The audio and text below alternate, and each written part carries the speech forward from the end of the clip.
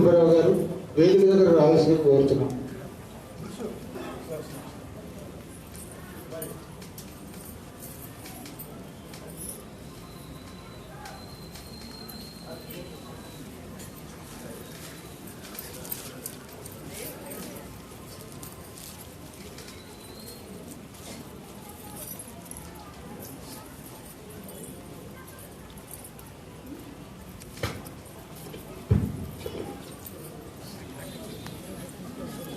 శ్రీ పురుష హనుమంతరావు గారి దంపతులు గురువు గారి ద్వారా మెమెంటో సాల్వ పొందుతారు.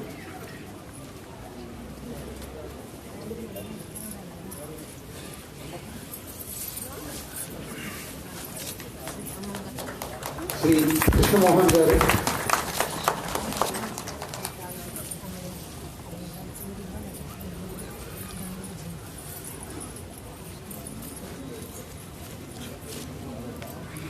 శ్రీ చంద్రకాంత్ గారు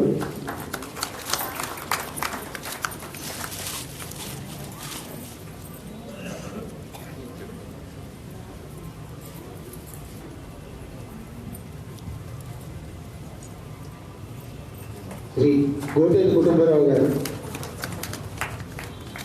ఈ విరాళదాతలందరికీ కూడా కృషిపీఠం కృతజ్ఞతలు తెలియజేసుకుంటుంది. ఈ సత్కారాన్ని పొందిన వారు వారి ఫోటోలను కృషిపీఠం విరాళాల కౌంటర్ నుంచి రేపు సాయంత్రం పొందవచ్చు అని మనవి చేస్తున్నాం.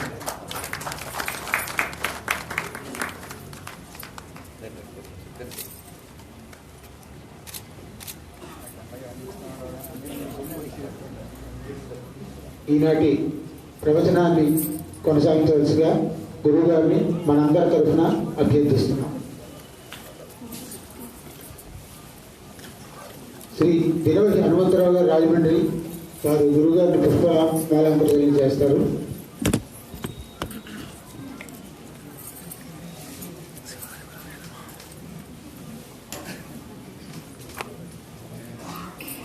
శ్రీ జిఆర్కే శాస్త్రి గారు గురువు గారిని పుష్పమాలంకృతం చేస్తారు.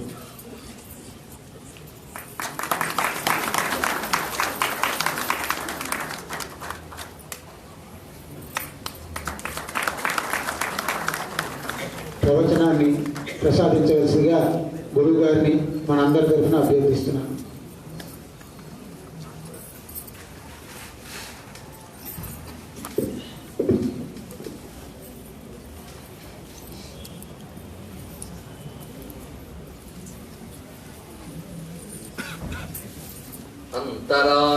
అంతరాయతిమిరోపశాంతయే శాంతపావనమచింత్య వైభవం తం నరం వపుషి కుంజరం ముఖే మన్మహే కిమపి తుందిలం మహః శరణం కరవాణి శర్మదం తే చరణం వాణి చరాచరోపజీవ్యం కరుణామసృణైః కటాక్షపాతైః కురు మాం అంబకృతార్థసార్థవాసం శారదా శారదాంభోజవదనా వదనాంబుజే సర్వదా సర్వదాస్మాకం సన్నిధిః సన్నిధిం క్రియాత్ విమలపటీ కమలకుటీ పుస్తకరుద్రాక్షశస్తహస్తపుటీ కామాక్షి పక్ష్మలాక్షి కలిత విపంచి విభాసి వైరించి వాగర్థావివ సంపృక్తౌ వాగర్థ ప్రతిపత్తయే జగతః పితరౌ వందే పార్వతీ పరమేశ్వరౌ గురవే సర్వలోకానాం భిషజే భవరోగిణాం నిధయే సర్వవిద్యానాం దక్షిణామూర్తయే నమః. నారాయణ సమారంభాం వ్యాస శంకర మధ్యమాం అస్మదాచార్య పర్యంతాం వందే గురు పరంపరాం. నారాయణం నమస్కృత్య నరం చైవ నరోత్తమం దేవీం సరస్వతీం వ్యాసం తతో జయముదీరయేత్. యజ్ఞేశ అచ్యుత గోవింద మాధవ అనంత కేశవ కృష్ణ విష్ణో హృషీకేశ వాసుదేవ నమోస్తుతే. శివాయ గురవే నమః. శివాయ గురవే నమః. శివాయ గురవే నమః. శివాయ గురవే నమః. శివాయ గురవే నమః. శివాయ గురవే నమః. శ్రీమాత్రే నమః. శ్రీమాత్రే నమః. శ్రీమాత్రే నమః. శ్రీమాత్రే నమః. శ్రీమాత్రే నమః. శ్రీమాత్రే నమః. శ్రీ విష్ణు రూపాయ నమః శివాయ. శ్రీ విష్ణు రూపాయ నమః శివాయ. శ్రీ విష్ణు రూపాయ నమః శివాయ. శ్రీ విష్ణు రూపాయ నమః శివాయ. శ్రీ విష్ణు రూపాయ నమః శివాయ. శ్రీ విష్ణు రూపాయ నమః శివాయ. సర్వ చైతన్య రూపాంతాం సర్వ చైతన్య రూపాంతాం ఆద్యాం విద్యాం చ ధీమహి ఆద్యాం విద్యాం చ ధీమహి బుద్ధిం యా నః ప్రచోదయాత్. బుద్ధిం జ్ఞానః ప్రచోదయాత్. సర్వ చైతన్య రూపాంతాం సర్వ చైతన్య రూపాంతాం ఆద్యాం విద్యాం చ ధీమహి ఆద్యాం విద్యాం చ ధీమహి బుద్ధిం యా నః ప్రచోదయాత్. బుద్ధిం జ్ఞానః ప్రచోదయాత్. నమో మహద్భ్యో ఋషిభ్యో గురుభ్యో నమః. భగవన్మయమైన ఈ సభా సదస్సు సవనీయ నమస్సులు సమర్పణ చేసుకుంటూ నిత్యకర్మగా ప్రధానమైనటువంటి సంధ్యావందనం, దాని యొక్క ప్రశస్తి, నియమాలు ఇత్యాదులను చెప్పుకుంటూ వస్తున్న ఉపోద్ఘాత విషయంలో, అదేవిధంగా త్రిసంధ్యలు వాటి కాల నిర్ణయం కూడా చేయడం జరిగింది. ఇంకొక విషయాన్ని కూడా పెద్దలు ప్రస్తావన చేస్తున్నది అంటే, ప్రధానమైనటువంటి షట్కర్మలే కాకుండా దేవతార్చన, వరిద్ద ప్రధానము మొదలైన కర్మలు కూడా శాస్త్రంలో చెప్పబడుతున్నాయి. అందులో దేవతార్చన కూడా నిత్య కర్మలో ఒకటిగా చెప్పబడుతున్నది. ఇందులో చెప్పిన వైశ్వదేవము, అగ్నిహోత్రము అనేటువంటిది చాలా తగ్గిపోయి పూర్తిగా లేవు అనడానికి లేదు, అక్కడక్కడ ఉన్నాయి, అయినప్పటికీ ఉండవలసినంత లేవు. కనీసం ఇప్పుడు మిగిలినవి ఏమిటి అంటే సంధ్యావందనము, జపము, దేవతార్చన, పితృతర్పణ, బ్రహ్మయజ్ఞం. ఇవి చేస్తున్నటువంటి వాళ్ళు కొంతమంది ఉన్నారు. ఇప్పటికీ వారికి మనం నమస్కారం చేసుకోవాలి. ఎందుకంటే సత్కర్మను అనుష్ఠించే వారి వల్లనే ఈ ప్రపంచం క్షేమంగా ఉంటుంది కనుక వారికి నమస్కరించుకోవాలి. కనీసం ఈ కర్మలైనా ఉన్నందుకు సంతోషం.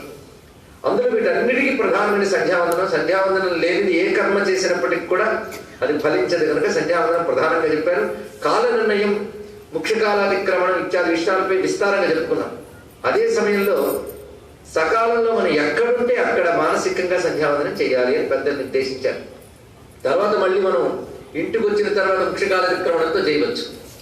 అదేవిధంగా బయట ప్రయాణాల్లో మనం ఉన్నప్పుడు సకాలంలో మనం మానసికంగా చేసి తిరిగి సాయంత్రం ఇంటికి వచ్చినప్పటికైనా రాత్రి 9:30, 10 లోపలైనా సరే మొత్తం 3 సంధ్యలు చేయాలని చెప్పారు.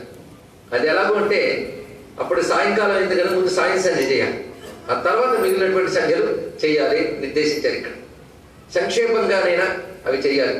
అంటే అష్టోత్తర శత గాయత్రి ప్రధానంగా చెప్పినప్పటికీ కూడాను ప్రధానంగా పొద్దున కూడా అష్టోత్తర శతం చేసుకున్న మధ్యాహ్న సాయంకాలాల్లో ఒకవేళ హడావిడిగా ఉంటే 10 కానీ 24 కానీ చేసుకోవచ్చు. ఇది కూడా మినహాయింపుగా చెప్పినటువంటి అంశం. కుదిరితే చేసుకోవచ్చు. ఇంకొక ఉపశాస్త్రం ఉంది. రోజు మొత్తం మీద 300 గాయత్రి చేసినటువంటి వాడి జాతక విషయంలో, గ్రహ ప్రభావాల విషయంలో భయపడనక్కర్లేదు. అసలు ఇంకా మళ్ళీ జాతకాన్ని చూపించుకోనక్కర్లేదు శాస్త్రం చెప్తుంది ఇక్కడ. అంటే ఆ 300 గాయత్రి వాడు అనుష్ఠించినట్లయితే జాతకంలో ఉన్న అన్ని రకాల గ్రహ దోషాలు కూడా తొలగుతాయి. అది గొప్పతనం, గొప్ప అంశం ఇక్కడ. అటువంటి ప్రభావం గాయత్రి మంత్రానికి, సంధ్యావందనానికి ఉన్నది. ఇక ప్రక్రియలు ప్రారంభించేటప్పుడు మనం ప్రధానంగా తెలుసుకోవాల్సినవి ఒక్కొక్కటి. ముందు శుద్ధి ప్రక్రియ మొదలవుతుంది, తర్వాత అర్ఘ్య ప్రదానం, తర్వాత గాయత్రి జపము, తర్వాత ఉత్తరాంగంగా దిగ్దేవత నమస్కారము, మహాత్ముల యొక్క ఆశీర్వచనాలు తీసుకోవడము ఇత్యాదులు చెప్పబడుతున్నాయి. అయితే మధ్యాహ్న సంధ్యావందనం, సాయంకాల సంధ్యావందనాలు ఇత్యాదులు చేసేటప్పుడు ప్రధానమైనటువంటిది మనం మార్జనం ఒకటి, దాని తర్వాత మంత్రాచమనం. మంత్రాచమనం అంటే సూర్యశ్చ మామన్యశ్చ ఇత్యాదులు మంత్రాచమనం అంటారు. దాని తర్వాత అర్ఘ్యం ప్రదానం. ఆ తర్వాత ఉపస్థానం, పొద్దున్న మధ్యాహ్నం సాయంత్రం 3 భిన్నమైన ఉపస్థానాలు ఉన్నాయి. ఇవి ప్రధానమైన ప్రక్రియ. ఆ తర్వాత చేసే దిగ్దేవతా నమస్కారాలు కానీ ఇతర శ్లోకములన్నీ కానీ ఒకవేళ సమయం లేకపోతే వాటిని మినహాయించవచ్చు అని పరమాచార్య వారు సూచించిన విషయం ఉన్నది ఇక్కడ. అప్పుడు ఉపస్థానమైన వెంటనే మనం ప్రధానంగా గాయత్రి దేవిని తిరిగి మన లోపల తీసుకునే మంత్రం ఉంది, ఉత్తమేశికరే గారిని, అది చెప్పి చతుస్సాగర పర్యంతం చెప్పుకుంటే సరిపోతుంది అని చెప్పారు. ఇదంతా కూడా సమయాభావం అయినప్పుడు మనం ఏ విధంగా చేయాలి అనే దాని గురించి చెప్పుకోవడమే. అయితే ఇలాంటివి ఎప్పుడు అప్పుడప్పుడు ఉంటే బాగుంటుంది, కానీ ఎప్పుడు అది ఉంటే బాగుంటుంది, అది తెలుసుకోవాల్సింది. ఇక్కడ సమయం ఉన్నప్పుడు మాత్రం చక్కగా చేసుకోవాలి. అందుకే నిత్యం హడావిడిగా పరిగెత్తే వాళ్ళు కాస్త సమయాన్ని వాళ్ళు పాలన చేసుకుంటే సూర్యోదయాన్ని కొంత పూర్వమే ప్రారంభించుకుని అష్టోత్తర గాయత్రి చేసుకుని ఆ సూర్యోదయానికి కాసింత ముందులో సూర్యోపస్థానం చేసుకుని పూర్తి చేసుకోగలిగితే చక్కగా వాళ్ళకి ఎటువంటి కార్యకలాపాలకి విఘ్నం ఉండదు. ఒకవేళ మామూలు రోజుల్లో 108 చేసిన సెలవు రోజుల్లోనైనా సహస్ర గాయత్రి చేయడం చాలా మంచిది. ఇది తెలుసుకోవాల్సింది, పని పెట్టుకోవాలి. అందులో బాల్యంలో ఉపనయనం చేసాక వాడికి మొదటి నుండి సహస్ర గాయత్రి అనేది అలవాటు చేస్తే అతనికి కూడా స్కూల్కి పంపడాలు ఇవన్నీ ఉంటూ ఉంటే ఒప్పుకుంటాం. కానీ మొదట అతని చేత రోజుకి అష్టోత్తర గాయత్రి చేయించుతూ సెలవు రోజుల్లో అతని చేత సహస్ర గాయత్రి చేయించగలిగితే ఆ పిల్లవాడి భవిష్యత్తు గురించి భయపడనక్కర్లేదు. ఉపనయనమైన తర్వాత అతని భవిష్యత్తు గాయత్రి మాత్రం చేతికి ఇచ్చినట్టే. ఆవిడ తల్లి కంటే గొప్పగా చూసుకుంటుంది, అందులో సందేహమే లేదు. ఇక్కడ అటువంటి దివ్యమైనటువంటి జీవితాన్ని ఆనాడు ఋషులు మనకి సంపాదించారు. నిన్న మొన్నటి వరకు చాలా ఎక్కువ సంఖ్యలో ఉండేవారు అటువంటి వారు, క్రమక్రమంగా తగ్గుతూ ఉన్నారు. కానీ తెలుసుకోవాలని కుతూహలం ఉన్నవారు ఇప్పుడు పెరుగుతున్నారు కనుక మళ్ళీ బ్రాహ్మ్యమైన తేజస్సు వర్ధిల్లి దేశానికి, ప్రకృతికి, ప్రపంచానికి క్షేమం కలుగుగాక అని ప్రార్థన చేసుకుంటూ నిన్న మొన్న చెప్పే నియమాలు అలా గుర్తుపెట్టుకోండి, ప్రధానమైనటువంటి. మళ్ళీ వాటిని చెప్పడం ఉండదు. ఆచరణ ఎలా చేయాలి ఇవన్నీ నేను చెప్పుకున్నాను. శ్రద్ధాలు లేని వారు క్రమం తప్పకుండా వచ్చి గ్రహిస్తున్నారు. ఇవాళ ప్రక్రియలో ప్రవేశిస్తున్నాం. మొట్టమొదటిగా ఇప్పుడు చెప్పే మొదటి ప్రక్రియ, ఏ క్రియ చేసేటప్పుడు ఎవరైనా చేస్తుంటారు. అపవిత్రం పవిత్రో వా సర్వావస్థాన్ గతోపివా యస్మరేత్ పుండరీకాక్షం సభాగ్యాభ్యంతర శుచి. ఇది ఏ పూజ చేసినా ఎవరైనా చేస్తూ ఉంటారు ఇక్కడ ప్రధానంగా. అది ఇక్కడి నుంచే అర్థం చెప్పుకునే ప్రయత్నం చేద్దాం. కొన్ని చోట్ల విస్తారం, కొన్ని చోట్ల సంక్షేపం. ఇది అర్థం స్పష్టంగానే తెలిసిపోతూ ఉంటుంది సామాన్యంగా కాస్త అవగాహన ఉన్న వాళ్ళకైనా. కానీ ఎక్కడికక్కడో పరిపూర్ణత ఉంది భారతీయ సంస్కృతిలో. ఆ పదానికి వైదికమైన అర్థాలు తీసుకుంటూ ఉంటే అద్భుతమైనటువంటి భావం ఇందులో కనబడుతుంది. ఇక్కడ ఇది ఒక్క శ్లోకంలోనే బ్రహ్మ విద్యంతో ఉంది పరిశీలిస్తే. నిత్యం చేసేది కనుక దీనిని చక్కగా అనుష్ఠానంలో స్త్రీ పురుషులందరూ పెట్టుకోగలిగితే, అది భావనాత్మకంగా చేయగలిగితే భగవద్ అనుభూతి అప్పటికప్పుడే లభిస్తుంది. కనుక ఈ శ్లోకానికి కాస్త చెప్పుకుందాం. అపవిత్రుడైన పవిత్రుడైన అన్ని అవస్థల్ని అధిగమించిన వాడైనప్పటికీ కూడా, అంటే అన్నవస్థల్ని దాటిన వాడైనా సరే అంటున్నారు ఇక్కడ. ఇక్కడ సర్వావస్థాంగతోపివ అనేటువంటి మాటకు అర్థం ఏం చెప్పారంటే, అవస్థల్లో కలిగేటటువంటి ప్రమాదాల చేత పాపపు పనులు చేసిన వాడు అని వ్యాఖ్యానాన్ని చెప్పారు. చాలా విశేషం ఇక్కడ. అంటే రకరకాల అవస్థల్లో రకరకాల ప్రమాదాలు ఏర్పడుతూ ఉంటాయి. అంటే బాల్యం, కౌమారం, యవ్వనం, ఇవన్నీ మన దేహానికి వచ్చే అవస్థ. ఈ అవస్థల్లో అజ్ఞానం చేత, ఆవేశం చేత కొన్ని దోషాలు చేస్తూ ఉంటాం. దానిని ఇక్కడ సర్వావస్థాంగతోపివ అని మాటలు చెప్పారు. ఆయా అవస్థల యందు చేసేటటువంటి రకరకాల దోషాలు, అది ప్రమాద అంటే ఏమరపాటు వల్ల, పొరపాటు వల్ల, తెలిసి తెలియక, తెలిసి తెలియక చేసేటువంటి ఏవైతే ఉంటాయో అటువంటి దోషములు కలవాడైనా సరే, ఎటువంటి వాడైనా సరే పుండరీకాక్షుని స్మరించినట్లయితే వాడి బాహ్యము అభ్యంతరము శుచి అవుతున్నది. ఎందుకంటే శుద్ధి ప్రక్రియలు ఈ మంత్రాన్ని మనం వాడుతున్నాం. అంటే అపవిత్రుడైనా స్మరించవచ్చు, పవిత్రుడైనా స్మరించాలి. అది ఎలాగో నేను పవిత్రంగా ఉన్నాను కదండి మరి ఎందుకు అని కాకుండా వాడైనా స్మరించాలి అని ఇక్కడ. ఎందుకంటే మన పవిత్రత గురించి మనం నిర్ణయించలేం. ఈరోజు స్నానం చేసిన కనుక హాయిగా ఉన్నాం అనుకుంటాం, లోపల అంతఃకరణలో ఎన్ని పాపమాలిన్యాలు ఉన్నాయో మనకు తెలియదు. ఇక్కడ అప్పుడు నిద్రపోతూ ఉండవచ్చు కనుక మనకు తెలియదు. అవి కానీ వాసనా రూపంలో అనేక జన్మల నుంచి వచ్చినటువంటి కర్మవాసనలు ఉంటాయి కనుక లోపల అవన్నీ శుద్ధి చేయడానికి పుండరీకాక్ష స్మరణ చేయమన్నారు ఇక్కడ. ఇది తెలుసుకోవాల్సింది, పుండరీకాక్ష స్మరణ. ఎందుకంటే అపవిత్ర పవిత్ర అవస్థ అనేది ఉపాధి ధర్మం. స్మరణ చేస్తూ ఉన్నాం, అది ఒక ఉపాధి మనస్సు అనేది. ఎవరిని స్మరిస్తున్నాం? పుండరీకాక్షుడు. వీడు ఉపాధులకు అతీతుడు, ఉపాధులకు చైతన్యం ఇచ్చేవాడు, వాడిని స్మరిస్తూ ఉండాలి. ఎందుకంటే దోషాదులన్నీ కూడా ఉపాధులు ఉన్నాయి కనుక దోషములు లేనటువంటి తత్వాన్ని నువ్వు భావన చేస్తూ దానిలో ఉంటూ వీటిని చూడగలిగితే ఈ దోషములు నీకు అంటవు. ఇందులో చెప్తున్నటువంటి అంశం ఎవరిని? పుండరీకాక్షుడు. పుండరీకాక్షుడు అంటే ఎవరు? పుండరీకాక్ష శబ్దానికి సూర్యపరంగా కప్యాసం పుండరీకమేవ అక్షిణి ఉపనిషత్తుల్లో వచ్చి చెప్పారు. ఇక్కడ సూర్య భగవానుడికి పుండరీకాక్షుడు పేరున్నది, నారాయణుడికి పుండరీకాక్షుడు పేరుంది. కానీ ఇది చదివి చాలా మంది విష్ణుపరమైనటువంటి అర్థమే చెప్తారు. తప్పేం లేదు, విష్ణు స్మరణ అంత గొప్పది. ఎన్ని కర్మలు చేసినా, ఎన్ని అనుష్ఠానములు చేసినా విష్ణుభక్తి లేనప్పుడు అవి ఫలించవు. ఇది చాలా ప్రధానం. కొంతమంది కర్మలు చేస్తూ కర్మజడంతో కూడా ఏర్పడుతుంటుంది వాళ్ళకి భగవంతుడు భక్తి చెప్తే కలగరు, స్పందించరు. అటువంటిప్పుడు ఎందుకంటే ఉంది ఇక్కడ ఎన్ని వేదములు ఉన్నాయి. అందుకే విష్ణు భక్తి లేని విబుధుండి విబుధుడే పాదయుగముతోడి పశువు దాకా భాగవతం మనకి చెప్తున్నది ఇక్కడ. అందుకు భగవద్భక్తి అనేది చాలా అవసరం ఇక్కడ. ఆ భగవానుడైన పుండరీకాక్షుడైన నారాయణుని స్మరణ ఎంత గొప్పది అంటే బాహ్యాన్ని అభ్యంతరాన్ని శుద్ధి చేస్తున్నది. ఆ భావన ఒక్కసారి చేయగలిగితే ఆ సమయంలో మన మనస్సు మన బాహ్యం కూడా శుద్ధి అవుతున్నది. ఎవరిని? పుండరీకాక్షుడు. పుండరీకాక్షుడు పద్మములు వంటి నేత్రములు గలవాడు అన్నారు ఇక్కడ.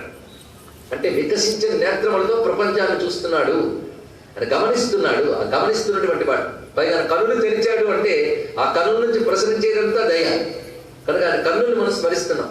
ఆ దయామూర్త ధారలతో ఆయన కన్నుల నుంచి ప్రసరించేటువంటి దయతో మన బాహ్యాభ్యంతరములు శుద్ధి అవుతున్నాయి అనే భావన పుండరీకాక్ష శబ్దంలో కనబడుతున్నాయి. అయితే విష్ణువు కళ్ళేం కనబడుతున్నాయి ఏమిటి అంటే దివీవ చక్షురాతతం అని చెప్తున్నారు ఇక్కడ. ఆ సూర్యుడే విష్ణువు యొక్క చక్షు. అవునా కాదా అంటే పురుషుడితో చదివిన వాళ్ళు చెప్పక్కర్లేదు. సూర్యుడు ఆయన యొక్క నేత్రమే కనుక అది వికసించినటువంటి సూర్య భగవానుడే విష్ణువు యొక్క నేత్రము గనక ఇప్పుడు మనం ఉపాసించబోయేది ఆయన్నే గనక అది పరమేశ్వరుడు యొక్క దర్శన శక్తి సూర్య భగవానుడుగా కనబడుతున్నాడు గనక అటువంటి ఆ సూర్య భగవాను యొక్క స్మరణ మన లోపల బయట శుద్ధి చేస్తున్నది. ఇది రెండవ అర్థం. మూడవ అర్థానికి వస్తున్నాం. ఇది వేదాంతపరమైన అర్థం. ఇక్కడ ఎవరిని స్మరిస్తే బాహ్యాభ్యంతరం శుద్ధి అవుతున్నాయి అంటే బ్రహ్మ తన్మంగళం పరం. అత్యంత మంగళం ఏదంటే పరబ్రహ్మతత్వమే. అది ఎప్పుడు శుద్ధమైనటువంటి శుద్ధమైన బ్రహ్మతత్వంతో తాదాత్మ్యం అయితే ఉపాధి తత్వముల లక్షణములు అంటే వాటిని శుభ్రం చేసుకోవచ్చు. ఆ బ్రహ్మతత్వం ఎలాంటిది? పుండరీకాక్షం. ఎక్కడుంది ఆ బ్రహ్మము అంటే పుండరీకం విరజం విశుద్ధం. పుండరీకం హృదయం అనే పుండరీకమునందు ఉన్నది ఆ బ్రహ్మతత్వం. కానీ బ్రహ్మతత్వాన్ని ఎక్కడ భావిస్తున్నాం మనం? హృదయమునందు భావిస్తున్నాం. అందుకని బ్రహ్మతత్వం అనగా ఎక్కడ చూడక్కర్లేదు, హృదయమునందు భావిస్తున్నాం. హృదయమునందు ఎలా ఉన్నాడు? పుండరీకం అంటే హృదయం. మరి అక్ష అంటే ఏమిటి? నేత్రం అని అర్థం చెప్పుకున్నాం. కానీ వేద శబ్దాలకి అనేక అర్థాలు ఉంటాయి. బాహ్యంగా చూస్తే సరిపోదు. వైదిక నిఘంటు ప్రకారంగా అంటే వేద నిరుక్తం ప్రకారంగా అక్షు వ్యాప్తం అనే ధాతువు ప్రకారంగా అక్ష అనగా వ్యాపించిన వాడు అని అర్థం. పుండరీక అక్ష అంటే హృదయ పద్మమునందు వ్యాపించి ఉన్నటువంటి ఏ పరమాత్మ ఉన్నాడో ఆయన్ను స్మరించినట్లయితే బాహ్యాభ్యంతరములు కూడా శుచి అవుతున్నాయి. ఇది దీని యొక్క భావం. కానీ హృదయ పద్మంలో పరమాత్మని స్మరించుట, ఈ స్మరించడం చాలా విశేషమండి. కలువు స్మరణాముక్తి అన్నారు కదండి. కలియుగంలో స్మరిస్తే చాలా అంటూ ఉంటారు. నిజంగా స్మరిస్తున్నామా? స్మరించడం చాలా గొప్పది. ధ్యానం దాకా ఎందుకంటే స్మరణ అంటే తలంచుకొనుట. తలంపు దేంతో చేస్తారు? మనసుతోనే కదా. హృదయ పద్మంలో ఉన్న పరమాత్మని తలంచుకుంటే వాడి బాహ్యాభ్యంతరములు శుద్ధి అవుతున్నాయి. ఎందుకయ్యా అంటే నువ్వు శుద్ధికి అవకాశం లేని ఉపాధుల గురించి ఆలోచించుకోకుండా కేవలం శుద్ధతత్వాన్ని భావిస్తున్నావు ఎప్పుడో అప్పుడు నీ బాహ్యాభ్యంతరములన్నీ శుద్ధిగానే మారుతాయి. తెలుసుకోవాల్సింది ఇక్కడ. అటువంటి ప్రధానమైన ఈ శ్లోకాన్ని చెప్పుకుని పుండరీకాక్ష నామాన్ని 3 మార్లు చెప్పుకుని ఇక ఆచమనం ప్రారంభిస్తున్నాం. ఆచమనం 3 రకాలు చెప్తున్నారు అక్కడ. అది పురాణాచమనం, స్మృత్యాచమనం, శృత్యాచమనం. 3 రకాల ఆచమనాలు ఉంటాయి. కొంతమందికి అది బాగా తెలుసు కానీ కేవలం చాలా మంది పురాణాచమనం మాత్రమే చేస్తారు. పురాణాచమనం అంటే కేశవనారాయణ మాధవ గోవింద. ఇది చాలా విశేషమైనది. 24 చేయగలిగితే మన శరీరంలో 24 తత్వాలు ఉన్నాయి. ఎందుకంటే శుద్ధి చేసుకున్న ప్రక్రియ కదా. శుద్ధి అంటే ఒక పాత్ర శుద్ధి చేసినప్పుడు ఆ పాత్రలో ఉన్న ప్రతి భాగాన్ని మనం శుద్ధి చేసుకుంటూ పెడతాం. ఉదాహరణకు ఒక మిక్సీవో ఒక కుక్కరో ఏవో క్లీన్ చేసినప్పుడు మనం ఏం చేస్తాం? దానిలో ఉన్న ప్రతి అంశాన్ని మనం శుద్ధి చేసుకుంటూ వెళ్తూ ఉంటాం. అలాగే కనబడుతున్న ఈ శరీరంలో చూడటానికి ఒకలా శరీరం కనబడ్డా ఇందులో 24 తత్వాలు ఉన్నాయి. అది అందరికీ తెలిసినవే. 24 తత్వాలు అందరికీ తెలుసు. కానీ 24 తత్వాలు పనిచేస్తున్న భగవత్ చైతన్యాన్ని మనం తెలుసుకుని పనిచేయాలి ఇక్కడ. అది ఇక్కడ. అందుకు ఒక్కొక్క తత్వంలో ఉన్న ఈశ్వర చైతన్యానికి ఒక్కొక్క పేరు పెట్టారు ఇక్కడ. ఈశ్వరుడు ఒక్కడే, పరమేశ్వరుడు ఒక్కడే. కానీ 24 తత్వముల్లో 24 విధములుగా ఉన్నటువంటి ఆయన స్మరించడానికై ఇప్పుడు నివురు లోపల నిప్పున్నట్లు ఈ తత్వం లోపల ఈశ్వర చైతన్యం ఉంటుంది. ఇక్కడ మన ఈశ్వర చైతన్యాన్ని కానీ తీసుకురాగలిగితే అప్పుడు 24 తత్వాలు శుద్ధి అవుతాయి. ఎక్కడి నుంచి శుద్ధి చేయగలే? నీ లోపల ఈశ్వర తత్వాన్ని జాగృతి చేయగలిగితే నువ్వు శుద్ధుడు అయిపోతావు. ఈ ప్రక్రియ గుర్తుపెట్టుకుంటే అది పుండరీకాక్ష నుంచి మొదలు పెడుతున్నది. నీ లోపల ఈశ్వర శక్తిని జాగృతి పరుచుకుని నీ బాహ్యమైన అభ్యంతరమైన ఉపాధులన్నింటి శుద్ధి చేసుకునేటువంటి ప్రక్రియ చూపిస్తున్నారు ఇక్కడ. అందుకు కేశవ నారాయణ ఇత్యాది నామములన్నీ కూడా ప్రధానంగా మనలో ఉన్న 24 తత్వములందు అంతర్యామిగా ఉన్నటువంటి భగవత్ చైతన్యాన్ని స్మరించడమే ఇక్కడ. ఆ స్మరణ వల్ల మొత్తం ఇంతవరకు ఉపాధులుగా చూస్తున్నావు, దాని ఎందు చైతన్యముగా ఉన్నటువంటి పరమాత్మను చూడగలిగితే సర్వం విష్ణుమయంగా దర్శనమిస్తున్నది. 24 తత్వం తప్ప ఇంకోటి ఉందా అండి ప్రపంచంలో? నా శరీరంలో 24 తత్వాలు ఉన్నాయి, మరి మీ శరీరంలో అదే ఉంది. త్వయి మయి చాన్యం త్రైకో విష్ణువు. కానీ విశ్వమంతా 24 తత్వాలే. ఇక్కడ ఒక పరిమితి అయితే అక్కడ ఆ పరిమితం. కానీ విశ్వమంతా 24 తత్వాలే. కానీ 24 తత్వాలు పనిచేస్తున్నాయంటే 24 తత్వాలు ఉన్న వాడి వల్ల కదా పనిచేస్తున్నాయి. ఉన్నవాడు ఎవడు? నారాయణుడు. ఆ నారాయణుడినే ఒక్కొక్క తత్వం ఒక్కొక్క పేరుతో అంటున్నాం. కేశవన్న, నారాయణన్న, మాధవన్న, విష్ణువు ఒకడేగా. అంటే అక్కడికి సంకల్పం దగ్గరికి వచ్చేటప్పటికే నామాలు అనేటప్పటికే మనకు అప్పుడే బ్రహ్మభావంలో తీసుకెళ్ళిపోతున్నాడు. చూడండి, అనుభూతితో చేయగలగాలి. కానీ మొదటి నుంచి కూడా అనుభవించుతూ ఉండగలం. మనం ఏ ప్రక్రియని అర్థం చేసుకోం, ముందు చేసేస్తాం. చేసేసి అది అయిపోయింది కదా, తర్వాత దాన్ని వెళదాం అనుకుంటాం తొందర. అప్పుడు వెంటనే దీని మీద ఇది అపరిపూర్ణమైన భావం ఏర్పడుతుంది. దీన్ని శ్రద్ధగా చేయడం, ఇంకా పైదానికి వెళ్దాం అనుకుంటాం. మనం అదేనా చేస్తామంటే అక్కడికి వెళ్ళి ఇంకా పైదానికి వెళ్తూ ఉంటాం. కానీ ఉన్నదాంట్లో జాగ్రత్తగా స్పృహ పెట్టి చేయగలిగితే మనకి బ్రహ్మ విద్యానుభవం అక్కడే లభిస్తుంది. ఇక్కడ తనకి ఇది కేవలం కర్మగా కాకుండా భావనాత్మకంగా కేశవాది నామాలతో చేస్తున్నాం. అయితే కేశవాది నామాలు చేసేటప్పుడు కూడా మొదట 3 నామాలకి మాత్రమే మనం ఆచమనం పుచ్చుకుంటాం, మిగిలిన స్మరణ చేస్తాం చాలు. ఇక్కడ దీనికి మరి అన్నిటికీ పుచ్చుకోవాలి కదండి. అంటే ఎన్నున్నప్పటికీ నీ శరీరంలో ప్రధానంగా 3 భాగాలే. త్రికారణములు. ఈ త్రికరణాలు ముందు శుద్ధి చేసుకోవడానికి 3 మార్లు. అందుకే 3 మార్లు ఎందుకు పుచ్చుకోవడం అంటే త్రికరణాలు. ఇందులో ఇంకా సూక్ష్మ భాగాలుగా 24 ఎలాగ ఉంటాయి. అందుకే నామాలు చెప్పి ఊరుకుంటాం. కానీ ఈ నామాలు చెప్పేటప్పుడు కూడా 3 సార్లు తాగిన తర్వాత ఒక్కొక్క దానికి కూడా శరీరంలో ఒక్కొక్క భాగాన్ని తుడుచుకోమని చెప్పారు మొత్తం. అది 24 స్థానముల యందు చేతిని రాయడం కూడా ఒక పద్ధతి ఉంది. అయితే అది అలవాటు ఉన్న వాళ్ళు చేస్తూ ఉంటే మంచిది, లేనప్పుడు తెలుసుకుని చేస్తే మంచిదే. కానీ అది చేయనంత మాత్రాన్ని నిరాశపడక్కర్లేదు. 3 నామాలకు ఆచమనం పుచ్చుకొని మిగిలిన నామాలు మనసారా స్మరించిన చాలు. ఇక్కడ వాటి తర్వాత చేయవలసిన స్మృతి ఆచమనం. ఇది కూడా శాస్త్రీయమైన సంప్రదాయమైన పద్ధతి. స్మృత్యాచమనం అంటే వైదిక కర్మల్లో గమనిస్తే తెలుస్తుంది. ఓగ స్వాహ ఓగ స్వాహ ఓగ స్వాహ 3 మార్లు ఆచమనం చేసి పరిమృజ్య అంటే ఎడమ చేతిలో నీళ్లు తీసుకుని కుడి బొట్టన మీద కింది భాగం నుంచి పెదవికి ఇలా తుడిచి, దాని తర్వాత పెదవుల్ని తాకి ఎడమ చేతిపై నీళ్లు జల్లుకుని, పాదంపై నీళ్లు జల్లుకుని, శిరస్సుపై నీళ్లు జల్లుకుని, నేత్రములపై జల్లుకుని, నాసికపై జల్లుకుని, శ్రోత్రంపై జల్లుకుంటారు. ఇక్కడ వీటికి కాలికి కూడా చెప్పారు. త్రిరాజామే ద్విపరిమృజ్య సకృదుపస్పృశ్య యత్ సవ్యం పాణిం పాదౌ ప్రోక్షత శర చక్షుషి నాసికే శ్రోత్రే. ఇది వస్తుంది అక్కడ మాత్రం. ఇది స్మృత్యాచం. నిజానికి మన స్వరంతో అంటున్నా కానీ ఇక్కడ తాకండి అని చెప్పింది ఆ మంత్రం. అది చెప్పకుండా కూడా చేసుకోవచ్చు. అయితే కొందరు ఏం చెప్తారంటే చెప్పకుండా చేసే స్మృత్యాచమనం చెప్పి చేస్తే శృత్యాచమనం అన్నారు. ఇక్కడ కానీ శృత్యాచమనం ఇదే శృత్యాచమనం అవుతున్నది అని. కొందరు ఏం చెప్తున్నారంటే శృత్యాచమనం అన్నప్పుడు గాయత్రి మంత్రంలో ఉన్నటువంటి త్రిపదములని కూడాను తీసుకుని వాటితో ఆచమనం చేస్తే అది శృత్యాచమనం అని ఒక ప్రక్రియ కనబడుతున్నది. ఇది ఎవరి వారి పద్ధతుల ప్రకారం. ఎందుకంటే మనం విస్తారంగా చెప్పుకున్నప్పుడు చేయగలిగినంత చేయొచ్చు, లేదా కేవలం పురాణాచమనంతో చేసేవారు చేసుకోవచ్చు. ఇవి చేయగలిగితే చేయొచ్చు, కానీ ఇన్ని చేయాలని మానేయకూడదు. అది చెప్పడం ఇప్పుడు ప్రధానమైనటువంటి ఉద్దేశం. కొన్ని విస్తారంగా చెప్తే మానేస్తే ప్రమాదాలు ఉన్నాయి కనుక ఇవి చెప్పడం. ఉత్సాహం ఉన్నవాళ్ళు చేసుకోవచ్చు. వీడికి సమయం పెద్ద పట్టదని గ్రహించవలసిన అంశం ఉంటుంది. అంతేకాదు ఇంకొక రహస్యం ఉన్నది. ఇది ఒక రకమైన ఆచమనం కూడా కొన్ని సంప్రదాయాల్లో కనబడుతుంది. గాయత్రి మంత్రంలో ఒక్క అక్షరానికి ఒక్కొక్క కేశవనామం కలుపుతూ త కేశవాయ నమః, సత్ నారాయణాయ నమః, వి మాధవాయ నమః, అలా ఒక్కొక్క అక్షరానికి 24 నామాలు కలుపుతుంటారు. దీన్ని బట్టి ఆ వైదికమైనటువంటి గాయత్రి చేయడం అనేది ఉపనయన సంస్కారం ఉన్న వాళ్ళకే ఉంది కదండి, మాకేమిటి అని ప్రశ్నించే వారికి బాధపడగలయ్యా. కేశవాది 24 నామాలు శ్రద్ధగా చేసుకుని తత్స్వరూపమైన నారాయణుడి సూర్యమండలాంతర్గతమైన బ్రహ్మమును భావిస్తే అది గాయత్రి వారికి తెలుసుకోండి. ఎవరికి ఉపనయన సంస్కారం లేదు, అంతేగాని ఇదేదో చెప్పారు కదా అది చేసేద్దామని ఉన్నవాడు వెళ్ళకూడదు అక్కడికి. మోక్షం కావాలంటే ప్రక్రియ ఏంటంటే కేశవాది నామములు స్మరించుకుంటూ అది గాయత్రి స్వరూపంగా భావన చేసి సూర్యమండలం ముందు భావిస్తే అదే చాలు. అక్కడ ఇంకేం కావాలండి? ఇప్పుడు నేను కేశవాది నామాలకు వ్యాఖ్యానం చేస్తే సంధ్యావందన భాగం కదా అని మొదలుపెట్టి కేశవాది నామాలకు వ్యాఖ్యానం చేశాను అనుకోండి, బాగుంటుందేమో కానీ ఔచిత్యంగా ఉండదు కనుక నేను వ్యాఖ్యానం చేయట్లేదు.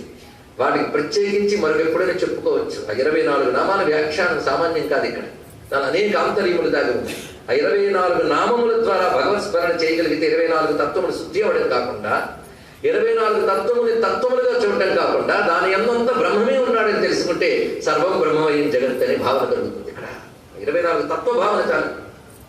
ఇవన్నీ కేవలం ఆ ప్రక్రియ చేసినప్పుడే కాకుండా ఎప్పుడు ఏకాంతంలో కూర్చున్నప్పుడు కూడా 24 నామాలు అనుకుంటూ భావన చేస్తే ఇంకేమన్నది ఇక్కడ. తద్వారా నీలో సర్వము విష్ణుమయంగా గోచరిస్తుంది. విష్ణుమయంగా తెలుసుకుంటున్న నువ్వు కూడా విష్ణువు అని తెలుస్తుంది. అప్పుడు ఇంకా కావలసిన బ్రహ్మ విద్య అక్కడే లభిస్తుంది. ఇక్కడ మన వాళ్ళు ఎక్కడికక్కడే పరిపూర్ణత చూపిస్తున్నారు, అది తెలుసుకోవాల్సిన అంశం ఇక్కడ.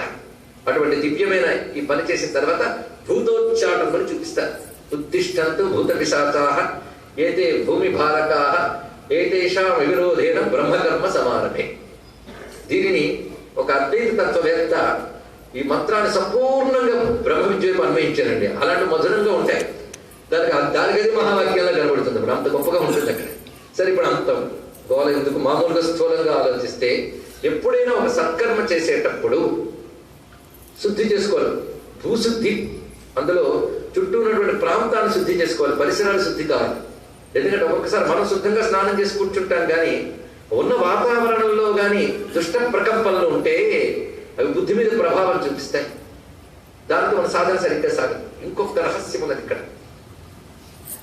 ఈ ప్రకృతి యందు అన్నీ కలిసి జీవిస్తూ ఉంటాయి, మంచి చెడు అన్నీ కలిసి కూడా.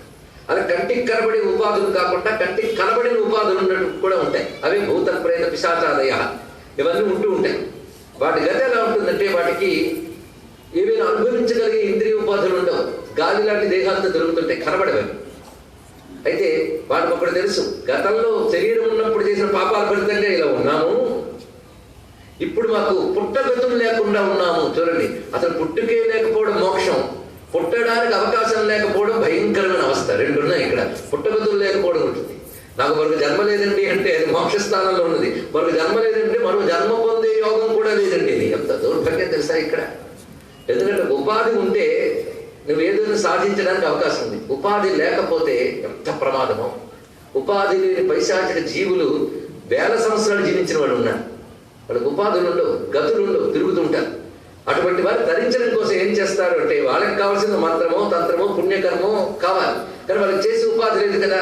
కాబట్టి ఎవడైనా చేస్తూ ఉంటే వాడు చుట్టూ తిరుగుతుంటారు. వాడు చుట్టూ తిరిగి వాడు చేసిన పుణ్యాన్ని కబలించడానికి చూస్తూ ఉంటారు. ఇది తెలుసుకోండి. ఎందుకంటే వాళ్ళు ధరించుకోవాలి కదా. ఇది ఎలాంటిదంటే తిండి దొరకని ప్రాంతాల్లో ఎవరు ఉన్నారనుకోండి, మనం అక్కడి నుంచి క్యారేజ్ పట్టుకెళ్తూ ఉంటే ఏం జరుగుతుంది?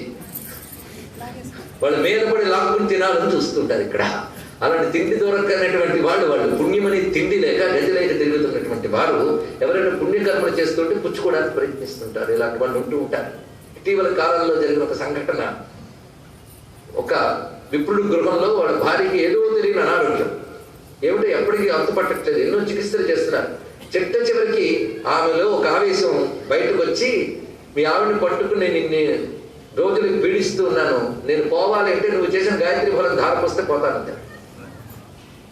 ధారపోస్తే వెళ్ళిపోయిందండి ఇక్కడ. అంటే ఉత్తమ గతులకు తీసుకెళ్లే శక్తి మంత్రానికి ఉంది, చేసుకునే శక్తి వాడికి లేదు. ఆ ఉపాధికి అర్హత లేదు, రాదు. ఎందుకంటే చీకటి వెలుగును చూద్దామని ప్రయత్నిస్తే అవ్వదు. అదే విధంగా అవి పవిత్రమైన పనులు చేయలేవు, అవి వాటి వల్ల కాదు. వాడు కూడా తెలిసి ఇది ఉంటేనే తరిస్తారు. మరి ఏం చేస్తే అందుకు చేసిన వాడు పట్టుకుని వెళ్ళిపోతుంది. ఇది తెలుసుకోవాల్సినటువంటి ప్రధానమైన ఉద్దేశం. అందుకే మన పెద్దవాళ్ళు ఏం చెప్తారంటే ఉత్తిష్టంతు భూత పిశాచాః ఏతే భూమి భారకం. ముందు వాటికి చెప్పాలి, వెళ్ళిపోండి. చెప్తే వెళ్ళిపోతాయి అంటే తే నశ్యంతు శివాజ్ఞయ అనుకుంటున్నది ఇక్కడ. నువ్వు ఎప్పుడైతే వేదకర్మ చేస్తున్నానని చెప్పేవో ఆ కేశవాది స్మరణ చేసి చెప్పగానే అది లేకుండా ఇది చెప్తే లాభం లేదు. కేశవాది స్మరణ చేయడం వల్ల నీలో ఏర్పడినటువంటి దివ్యత్వం ఏదైతే ఉందో ఆ దివ్యత్వం వల్ల వాటిని వెళ్ళిపో అని చెప్తే వెళ్తారు. ఆ శక్తి అక్కడ ఉంటుంది. ఎందుకంటే కర్ర పట్టుకుని చెప్తే కొందరు పారిపోతారు కదా. కేశవాది నారాయణ స్మరణ చేయడం వల్ల కర్ర పట్టుకున్నట్టు అది పట్టుకుని ఉద్దిష్టత భూమి పిశాచంటే వెళ్ళిపోతుంది. ఇది తెలుసుకోవాల్సింది ఇక్కడ. అవి వెళతాయి. ఇది అన్ని రహస్యాలండి. అందుకే జపం చేసేటప్పుడు కూడా కొంతమంది పాపం అలా మాల కనబడేటట్టు చేస్తుంటారు. ఫోటోతో ఎదుర్కో నాకు తెలియదు. మాల కనబడకూడదు, తెలుసుకోండి. ఆ జప ప్రకరణ వచ్చినప్పుడు మాల నియమాలు చెప్పుకుందాం. కానీ మాలని కప్పే జపం చేయాలి. ఏ మంత్రమైనప్పుడు మాల కనబడకూడదండి. మాల ఎందుకు కప్పడం, అది కూడా ఏం కప్పాలే ఏంటండి అని నీకు తెలియదు. నీ చుట్టూ ఎన్ని రకాల శక్తులు తిరుగుతుంటాయో, వాటికి ఎన్ని లక్షణాలు ఉన్నాయో. కోతి దుముకుతుంది, కుక్క పైకి ఎగవాకుతుంది. ఒక్కొక్క లక్షణం ఒక్కొక్కటి. అలాగే ఆ చుట్టూ ఉన్న భూత ప్రేతాల్లో చాలా వెరైటీలు ఉన్నాయి. ఆ జాతులు లక్షణాలు తెలుసుకుంటూ కాలక్షేపం చేసి వ్యర్థం చేసుకోవద్దు మనం. కానీ వాటికి అన్ని రకాల లక్షణాలు ఉంటాయి. కనుక జపమాల చూసి ఆ శక్తిని లాగగలిగే శక్తులను దుష్టత్వాలు కూడా ఉంటుంటాయి. ఇవన్నీ రహస్యాలండి ఇక్కడ. అందుకే జపం మౌనంగా చేయడం, కప్పి చేయడం, ఇన్ని పద్ధతులు చెప్పారు. ఇవన్నీ పై తెలియకుండా బయటకు అరిస్తే ఏం పోయింది, ఇలా చేస్తే ఏం పోయింది అని ఒక సంప్రదాయాన్ని వదిలేయడం చాలా సులభం, అర్థం చేసుకోవడం మహా కష్టం. అందుకే ప్రయత్నం చేయాలి. అందుకే పెద్దవాళ్ళు చెప్పింది ఏమో మా పెద్దవాళ్ళు చెప్పారు చేస్తున్నాను అనుకోవడం కంటే హాయి మరొకట్లేదండి. దానిలో ఉన్న ఆంతర్యాల తర్వాత ఎప్పుడో తెలుస్తాయి. ఎప్పుడు నువ్వు చేస్తూ ఉంటే చెప్తే అర్థమవుతుంది. అదే నేను తెలుసుకునే చేస్తానంటే ఈ లోపల అసలు ప్రక్రియలు మిగలవు. తెలుసుకోవాల్సిన అంశం ఇక్కడ. మొత్తానికి అసలు ఇంకా సంధ్యావందనం ప్రవేశించకముందు ఇవన్నీ చెప్తున్నాం. కానీ ప్రవేశించామా. ఉత్తిష్టంతో భూత పిశాచాః ఏతే భూమి భారత. ఇక్కడ గొప్ప మాట చెప్పాడు. భూమి అంటే ఆధారం. ఆ భూమికి బరువు అయిపోయింది వీళ్ళందరూ. చూడండి గొప్పవారు. నిజమే దుష్టత్వాన్ని భూమి భరిస్తుంది ఇక్కడ. అది వాడు పోని పక్కగా చెప్తున్నాం. దీనివల్ల భూమి సంతోషిస్తుంది. మన సత్కర్మలు చేస్తే పంచభూతాలు కూడా సంతోషిస్తాయి. చూడండి భూభారం తీసేయాలన్నాడు. ఏమిటి అంటే మనోభూభారాహ అన్నాడు. ఇక్కడ గొప్ప విషయం. నీ మనస్సే నీకు అన్నిటికీ ఆధారం కనుక ఈ మనస్సు నిండా నీకు ఈ భూతాలు పట్టేశాడు.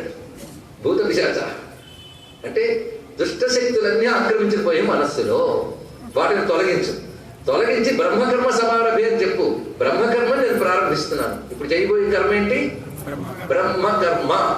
హిందువులు ఏది చేసినా కూడా ఈ మాట అంటారు. సత్యనారాయణ చేసిన బ్రహ్మకర్మే. మరి అన్ని వర్ణాల వారు చేస్తున్నారు కదా. మరి బ్రహ్మకర్మ అంటే అర్థం ఏంటంటే బ్రహ్మమునకై చేసే కర్మ. ఇదొక అర్థం. బ్రహ్మమునకై అంటే బ్రహ్మప్రాప్తి కోసం చేసే కర్మ. స్పష్టంగా చెప్తున్నాడు ఇక్కడ. ఎందుకంటే బ్రహ్మవిద్య కావాలనే వాళ్ళు బ్రహ్మ కోసమే చేస్తున్నారు. వాళ్ళకి కావాల్సింది ఏదైనా పరబ్రహ్మమే ఇవ్వాలి కనుక బ్రహ్మ కోసమే చేస్తున్నారు ఇక్కడ. కనుక బ్రహ్మకర్మ సమానమే. పరబ్రహ్మ అనుగ్రహం కోసం లేదా పరబ్రహ్మ ప్రాప్తి కోసం, బ్రహ్మత్వ సిద్ధి కోసం చేస్తున్నారు ఇక్కడ. అంతేకాదు బ్రహ్మ అనగా వేదం. బ్రహ్మకర్మ సమారభే అంటే వేదకర్మను ఇప్పుడు చేయబోతున్నాను అంటే సంధ్యావందనం వేదకర్మ.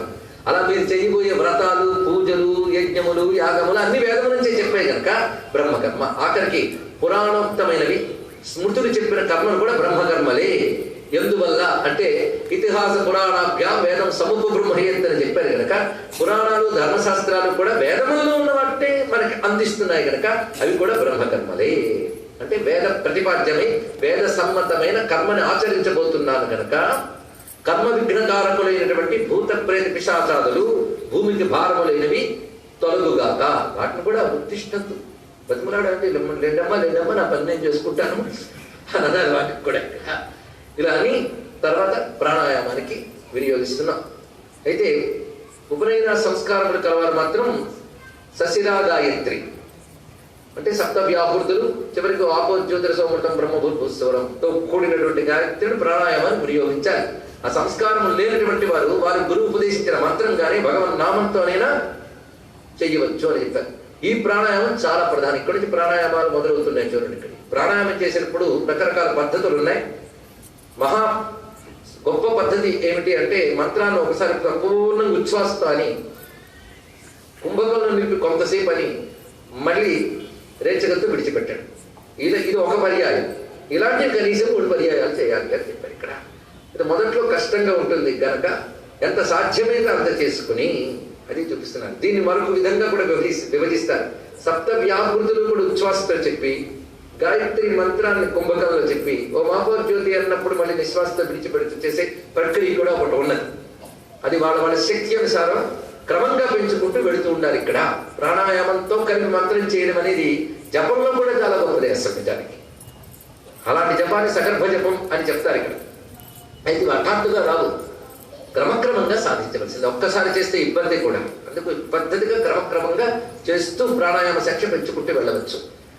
అనేక పర్యాయాలు ప్రాణాయామం కూడా వస్తుంది కనుక కేవలం ప్రణవంతో కూడా ప్రాణాయామ ప్రక్రియ చెప్తున్న ఇత్యాది విధానం. కానీ ప్రధానంగా ప్రణవం కంటే గాయత్రితో చేయడం చాలా మంచిది. ఇందులో విశేషం అలాగే గాయత్రి మంత్రార్థం మన జప సమయంలో వచ్చినప్పుడు వివరంగా చెప్తాం. కానీ సప్త వ్యాహృతుల విషయం ఇక్కడ ఆలోచించాం. భూహు భువః సువః మహః జనః తపః సత్యం. వీటన్నిటికీ ముందు ప్రణవం ఉంది. ఓం భువః, ఓం భూహు, ఓం భువ, ఓం సువః. దీని అర్థం ఏంటంటే ఈ సప్త లోకములు ఇక్కడ చెప్పబడుతున్నాయి. భూలోకం నుంచి పైన ఉన్నటువంటి సత్యలోకం వరకు. మరి కింద తల, అసల, రసాతల, వితల అంటే కింద పైకి వెళ్ళే ప్రయత్నం చేయాలి కనుక మనకు పైగా చెప్పారు ఇక్కడ ప్రధానమైనటువంటి అంశం. ఇక్కడ ఇవన్నీ కూడా ఓంకారం ఎందుకు చెప్పారంటే ఓంకారం పరబ్రహ్మం తెలియజేస్తుంది. నీవు విడివిడిగా ఇన్ని పేర్లు చెప్తున్నావు, కానీ వీటంతటా వ్యాపకమైనటువంటిది ప్రణవవాచ్యమైన బ్రహ్మమే. ఆ బ్రహ్మమే ఇన్ని రూపములుగా వ్యక్తమవుతూ ఉన్నది అని చెప్పడానికి ప్రతిదానికి ముందు ప్రణవాన్ని చూపిస్తున్నారు ఇక్కడ. అంటే ప్రతిదానిలో పరబ్రహ్మ భావన కలగడానికై ఈ సప్త లోకమని స్మరిస్తున్నారు. ఇందులో మీరు పరిశీలించినట్లయితే ఇది ఆరోహణ క్రమం. ఆరోహణ అవరోహణ తెలుసు కదా. ఆరోహణం అంటే పైకి వెళ్ళుట, అవరోహణం అంటే కిందికి దిగుట. ఈ ఒక్క ప్రక్రియ సంధ్యావందనంలో ఒక చిన్న భాగం చేసినప్పటికీ కూడా అనంత దివ్యత్వంతో ఎంత అద్భుతంగా మనస్సు అనుసంధానం అవుతుందో పరిశీలించండి. ఇక్కడ భగవంతుడి నుంచి ప్రపంచం వైపు రావడం అవరోహణ క్రమం, ప్రపంచం నుంచి భగవంతుడి వైపు వెళ్ళడం ఆరోహణ క్రమం. ఇప్పుడు చూపిస్తున్నది ఆరోహణ క్రమం, జీవుడు వెళ్ళవలసినటువంటి పద్ధతి. అదేమిటయ్యా అంటే వివరిస్తున్నాడు. భూహు భువః సువః ఇక్కడ నుంచి మొదలుపెట్టాడు. ఇవి బయట ఎక్కడో సప్తలోకాలు అనుకోవడమే కాకుండా మనలోని సప్తలోకాలు ఉన్నాయి, రెండు పరిశీలించవలసింది. ఈ సప్త భూమికలు ఏమిటో చాలా మందికి స్పష్టంగా తెలుసు. ఇందులో భూహు భువః సువః వరకు వచ్చేటప్పటికల్లా భూహు భువః సువః ఇక్కడికి వచ్చేప్పుడు ఆజ్ఞాచక్ర స్థానం వస్తుంది. ఆ పైనుంచి సహస్రాల స్థానం వరకు ఉన్నటువంటి సూక్ష్మ భూమికలు వివరించబడుతున్నాయి ఇక్కడ. సూక్ష్మ భూమికలు మిగిలినవి కూడా అలాగా 7 ప్రస్తావన. అదేవిధంగా విశ్వం ఏర్పడిన విధానాన్ని మనం పరిశీలిస్తే ఆత్మమయం మొదట ఉన్నది. ఆత్మన ఆకాశ సంభూత, ఆకాశాత్ వాయు, వాయురగ్ని. ఆత్మని పరబ్రహ్మ అంటున్నాం. ఆ పరబ్రహ్మమే సత్యం, బ్రహ్మమే సత్యం. అందుకే సత్యనారాయణ అంటే సత్యస్వరూపుడు, త్రికాలాబాధితం అంటే 3 కాలాల్లోనూ ఒకేలా ఉండేవాడు, ఏ మార్పు లేనివాడు, శాశ్వతమైన వాడు అయిన వాడిని సత్యం అని అంటారు. అతను ఎవరు? పరమాత్మయే. అతనికి ముందున్నవాడు సత్యం. ఆ సత్యము ఈ జగత్తు నిర్మాణం చేయడానికి తపః సంకల్పాది రూపములతో విశ్వాన్ని నిర్మాణం చేయాలనుకున్నది. ఆ అనుకున్న స్థితి పేరు తప. ఇప్పుడు వెనక్కి నుంచి రండి. మనం భూభూ అటు నుంచి వెళ్ళాం కదా, మనం అటు నుంచి వస్తున్నాం. ఈశ్వరుడి నుంచి సృష్టి ఏర్పడింది కనుక మన సత్యం నుంచి వెనక్కి రావాలి, వచ్చి ఇటు నుంచి మన సత్యం వైపు వెళ్ళాలి. కానీ ముందు విశ్వం ఎలా ఆవిర్భవించిందనే క్రమం. సత్యస్వరూపుడైన పరమాత్మ ఆయన నుంచి తపః. ఆ తర్వాత సర్వ జగత్తుని సృష్టించడానికి ఆధారమైంది జనించింది, అది ఆకాశం. జన అంటే ఆకాశం తెలుసుకోవాలి. దాని తర్వాత ప్రాణశక్తిగా మహశక్తిగా ఏర్పడినటువంటిది వాయువు, అగ్ని, జలము, భూమి. అలా వస్తే సత్యం, తపః, జన, మహః, సువః, భువః, భూ. ఇప్పుడు పరమాత్మ నుంచి భూమి వరకు ఉన్నటువంటి తత్వములు, అంతేగాని ఇవన్నీ ఒక్కొక్క లోకంలో ఒకటి సింహాసనం వేసి కూర్చుంటాడు ఇలా ఊహించవద్దు. ఇక్కడ పరమాత్మ నుంచి భూమి వరకు ఉన్న భూమికలు ఇవన్నీ కూడా పరిశీలించవలసింది. అలాగే నీలో కూడాను పరమాత్మ నుంచి ఏర్పడినటువంటి సమస్తమైన శరీరం విషయములు, ఉపాధి విషయములన్నీ కూడా ఇక్కడ చెప్పబడుతున్నాయి. కనుక లోపల బయట ప్రతిదానికి పిండాండ బ్రహ్మాండ సమన్వయం ఎలాగో అవసరం. ఇప్పుడు మన ప్రక్రియ ఎక్కడి నుంచి ఉండాలి? మనం పట్టుకునేది భూమి మీద. ఇప్పుడు మనం ఇటు నుంచి అటు వెళ్ళాలి. అందుకే ఒక్కొక్క తత్వము లోను బ్రహ్మమే ఉన్నాడని భావన చేస్తూ ముందు తత్వములో బ్రహ్మమును చూస్తూ తర్వాత తత్వాతీతుడైన బ్రహ్మను చూడగలరు. ఇక్కడ ఇది తెలుసుకోవచ్చు. ఇక్కడ అందుకే తత్వాతీత భగవంతుడి నామమే, తత్వమయి అనేది భగవంతుడి నామమే. తత్వములు అందున్నది అదే, తత్వములకు అతీతమది. నువ్వెక్కడున్నావు? ప్రవచనంలో అనుకోండి దయచేసి, ఇప్పుడు లేబడిగినట్టు. మనం ఎక్కడున్నాం? తత్వముల్లో. అంతే కదా. తత్వం అంటే ఏంటి? భూమి, నీరు, అగ్ని, వాయు ఇవన్నీ తత్వములే. మనం ఉన్న తత్వములు అది అందరికీ తెలుసు, నాస్తికుడికి కూడా తెలుసు. కానీ తత్వములందున్న ఓం రూపమైనటువంటిది ఏది ఉందో బ్రహ్మమును దాన్ని మననం చేసుకుంటూ ముందు తత్వముల్లో దర్శిస్తూ తత్వాతీతుడు పట్టుకోగలగాలి. అందుకు ముందు విశ్వరూప సందర్శన యోగం, తర్వాతే పరమాత్మ అనుభవం తెలుసు. ఈ విశ్వరూప సందర్శనం ఈ సప్త వ్యాహృతుల్లో మనకు కనబడుతున్నది ఇక్కడ. అందుకు సృష్టి సత్యం నుంచి భూకు వరకు విస్తరించింది సృష్టి క్రమం. నువ్వు ఇటు నుంచి అటువైపు వెళ్ళాలి, అది తెలుసు. భూహు నుంచి సత్యం వరకు నువ్వు ప్రయాణం చేస్తున్నావు ఇక్కడ అన్నాడు. ఇక్కడ ఎంత అద్భుతమైన భావం. కనుక నువ్వు సాధన చేసినప్పుడు ఏం చేస్తున్నావు? భూహు భువః శుభః మహా అనుకుంటూ వెళుతున్నావు. సత్యం వైపు ప్రయాణం. చూడండి ఇక్కడ మన ప్రయాణం ఎటువైపు? సత్యం వైపు. ఆ సత్యం ఎటువంటిది? అది తత్. అదే సృష్టి స్థిరకారమైన సవిత. అదే సృష్టిలో అందరికీ శ్రేష్టమైన తేజస్సు. అది అజ్ఞానాన్ని భర్జనం చేసే తేజస్సు కనుక భర్గ. దానిని నేను ఉపాసన చేస్తున్నాను. సత్యం తర్వాత వస్తాను. తత్సవితం సత్యస్వరూపమైనటువంటి తత్పదవాచ్యమైనటువంటి బ్రహ్మము నేను ఉపాసన చేస్తున్నాను. ఆ బ్రహ్మమే మా బుద్ధుల్ని ప్రేరేపిస్తున్నది. ఇది దీని యొక్క భావం. అటువంటి ఆ తత్వాన్ని ఇప్పుడు మళ్ళీ చెప్తున్నారు. ఆపో జ్యోతి రసోమృతం బ్రహ్మభూర్భువస్సువం. ఎంత గొప్ప విశేషం అంటే ఇక్కడ. ఎందుకంటే నీకు ముందు ఏది అనుభవంలోకి వస్తుందో దాన్ని చూడు. అనుభవంలోకి తెచ్చుకోవాల్సిన భగవంతుడి గురించి మనం అయితే నమ్ముతాం, లేకపోతే సాధన చేస్తాం. కానీ ముందు అనుభవానికి వచ్చిన ప్రపంచమే కదా. ప్రపంచం ఎలా వస్తుందో చూడండి ఇక్కడ. ఆపహ జ్యోతి రసః అమృతం. 4 చూపించాను ఇక్కడ. ఆపహ జలము, ఇది చాలా ప్రధానం. ఏ జీవికైనా ప్రధానమైన జలమే ఇక్కడ. అంతేకాదు మనం పృథ్వీ మొదలైన ఆవిర్భవించడం ముందు ఏకాగ్రమైన జలమేగా. అందుకే జలానికి చాలా ప్రాధాన్యం. అది ఆపహ అంటే నది, సరస్సు, సముద్రము ఇత్యాది ఉదకములన్నిటికి ఆధారమైనటువంటి శక్తి. జలములకు ఆధారమైన శక్తి ఆపహ. తర్వాత జ్యోతి. జ్యోతి అంటే తేజస్సులకు ఆధారమైన శక్తి. అంటే నక్షత్ర మండలాలు, సూర్యమండలాలు, అగ్ని, ఇవన్నీ మనకు అవసరమైనవి కదా. కనుక జలము తర్వాత చెప్తున్నది అగ్ని. దాని తర్వాత రస. రసం అంటే రుచులు. పరిశీలించండి, నేను చూపిస్తున్నాడు. అంటే మధుర, ఆమ్ల, కటు ఇత్యాది రుచులు. వీటితో పాటు అమృతం. ఇక్కడ అమృత శబ్దానికి సంధ్యావందన భాష్యకారుడు నేను శాస్త్ర ప్రమాణంగా చెప్తున్న భాష్యం ఇది. కానీ అమృతం అంటే ఏవే అర్థాలున్నా అన్ని ఇక్కడ తేవడం కాదు, ఇక్కడున్న అర్థం తీసుకోవాలి. అమృతం అనగానే ఆహారభూతం అని అర్థం చెప్పారు ఇక్కడ. ఆహారమైనటువంటిది. ఇప్పుడు చూడండి మనకు ఉన్నటువంటివన్నీ ఇక్కడ వచ్చే జలము. జలము లక్షణం చల్లదనం కనుక చల్లదనంతో కూడిన ఆపహ. అలాగే జ్యోతి, వెలుగు, వేడి ఇత్యాదులని జ్యోతి స్వరూపాలు. అలాగే మనం వాటి ద్వారా పొందే రుచులు, అనుభవాలు. రసహ అంటే రుచులు, అనుభవాలు. తర్వాత ఆహారం. ఇవన్నీ కూడా ఏమిటి అంటే ఓం. ఓం ఆపో జ్యోతి రసో అమృతం. ఇవన్నీ ప్రణవమే. ఇది ప్రణవం అనగా ఇది పరబ్రహ్మ. ప్రణవం ఎక్కడొచ్చినా పరబ్రహ్మని చెప్తుందని అర్థం. అంత గొప్ప విషయం అంటే ఇక్కడ. కనుక భగవంతుడి నుంచి భూమి వరకు విస్తరించిందంతా భగవత్ స్వరూపమని తెలుసుకుంటూ నువ్వు అనుభవించే రస, జ్యోతి, ఆపహ, అన్నం ఇవి కూడా భగవత్ స్వరూపాలని భావించు. అది చెప్తున్నట్టు ఇక్కడ ప్రణవము. ఎంత అద్భుతమైన భావన ఉందండి.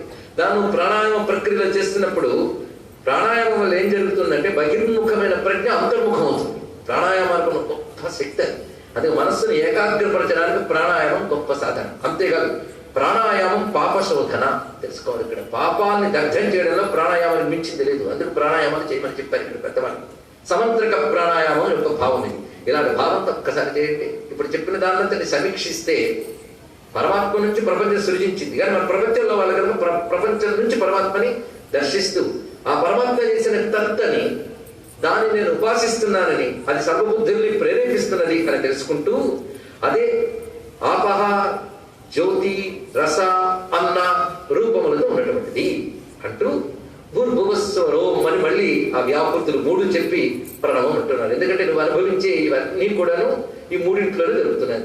3 వ్యాపృతులు. ఈ 3 వ్యాపృతుల ప్రత్యేకత మళ్ళీ ఆ మంత్రం వచ్చినప్పుడు చెప్పుకుందాం. ప్రస్తుతానికి మళ్ళీ అటు వెళ్ళచ్చు. ఎందుకంటే భూర్భువస్వం మళ్ళీ వస్తుంది మనకి. వచ్చినప్పుడు చెప్పుకోవచ్చు. మొత్తానికి ఇప్పుడు అర్థమైంది కదా ఎంత అద్భుతమైన భావం ఈ ప్రాణాయామ మంత్రంలో దాగున్నది. దీన్ని సశిరా గాయత్రి అంటారు. అందుకే దీనిని కానీ 10 మార్లు చేసినట్లయితే గాయత్రి ఒక సహస్రమో శతమో చేసే పుణ్యం వస్తుంది అన్నారు ఇక్కడ. అంత గొప్పదండి ఇక్కడ. ఇది ప్రత్యేకంగా సంధ్యావందనాంగంగా కాకుండా విడిగా సంధ్యావందనం అయిపోయిన తర్వాతనైనా భావన చేస్తూ చేయగలిగితే, భావన చేస్తూ చేసిన దానికి శక్తి ఎక్కువ కనుక ఇది సాధారణ గాయత్రి కంటే అత్యధికమైన ఫలితాన్ని మనకు ప్రసాదిస్తుంది. ఇలా చెప్పారు కదా అని గాయత్రి చెప్పమంటే దీంతో చేస్తానని చేయకూడదు. తెలుసుకుంటాడు ఏది చెప్తే ఏది ప్రమాదం అని కొంచెం ఆలోచిస్తూ జాగ్రత్త పడితే చెప్తాను ఇక్కడ. ఇక ఆ తర్వాత చేసేది మార్జనం. మార్జనం ఏంటి? సంకల్పం. సంకల్పం నేను చెప్పక్కర్లేదు అనుకున్నాం కానీ చెప్పాలి. దేశ కాల, ఈ తర్వాత పాత్ర. దేశము, కాలము, పాత్ర. దేశకాలాలు అంత గొప్ప విషయం అంటే దేశకాల జ్ఞానం చాలా విశేషం. భారతీయ సంస్కృతిలో ఇది ప్రధానమైన అంశం. ఇది ఒక్కసారి మహాసంకల్పాల నుంచి మామూలు సంకల్పాల వరకు చాలా ఉన్నాయి ఇక్కడ. చాలా మనకు మామూలు సంకల్పం. అయితే దేశకాలాలు ఎవరి వల్ల నడుస్తున్నాయో ముందు స్మరిస్తారు. వాడిని ఎప్పుడు మర్చిపోకూడదండి. అది శ్రీ మహావిష్ణువరాజ్ఞేయ. సంధ్యావందనం ఎందుకైతే గొప్పది ఏంటంటే అడుగడుగున విష్ణు స్మరణ వల్ల తెలుసుకోండి. ఇక్కడ విష్ణువు పుండరీకాక్షుడు అన్నప్పుడు సర్వవ్యాపకమైన బ్రహ్మము నీ హృదయంలో వ్యాపించి ఉన్నాడని పుండరీకాక్ష శబ్దానికి అర్థం చెప్తున్నాం. అక్కడ విష్ణువు అనే దేవత మాత్రమే కాకుండా శివభక్తులు కూడా ఇంక పుండరీకాక్ష అనుకోవచ్చు. ఎందుకంటే కొందరు ఏం చేశారంటే ఈ విష్ణునామం అనుకుని తీసేశారు పక్కకి. అలా కేశవాది నామాలు కూడా తీసేసి వాళ్ళు శంభునామాలు పెట్టుకున్నారు శైవులు. మంచిదే, దానికి అర్థం పరబ్రహ్మే. తెలుసుకోండి. ఇక్కడ శివనామాలకు అర్థము పరబ్రహ్మయే, విష్ణునామాలకు అర్థము పరబ్రహ్మయే, గణపతి సూర్య శక్తి నామాలకి పరబ్రహ్మయే. ఇది ఒక్కడ తెలుసుకుంటే వాడు శాంతిగా ఉండగలండి. అది లేకపోవడం వల్ల చిన్న బాధ. అది ఒక్కటి తెలియదు మనకి. ఎందుకంటే మనం ఫిక్స్ అయిపోయాం పుట్టిన దగ్గర నుంచి. ఇవి విష్ణునామాలు, ఇవి శివనామాలు, కానీ ఇవన్నీ కలిపి ఒకే బ్రహ్మనామాలు. అది తెలియదు ఇక్కడ. అది చెప్పడం కోసం విష్ణు సహస్రనామాలు అందరి దేవతనామాలు పెట్టాడు. అంటే ఒక బ్రహ్మ విష్ణువుకు ఉపాసిస్తున్నాడు తెలుసుకో. అక్కడ ఇది తెలుసుకోండి చాలు.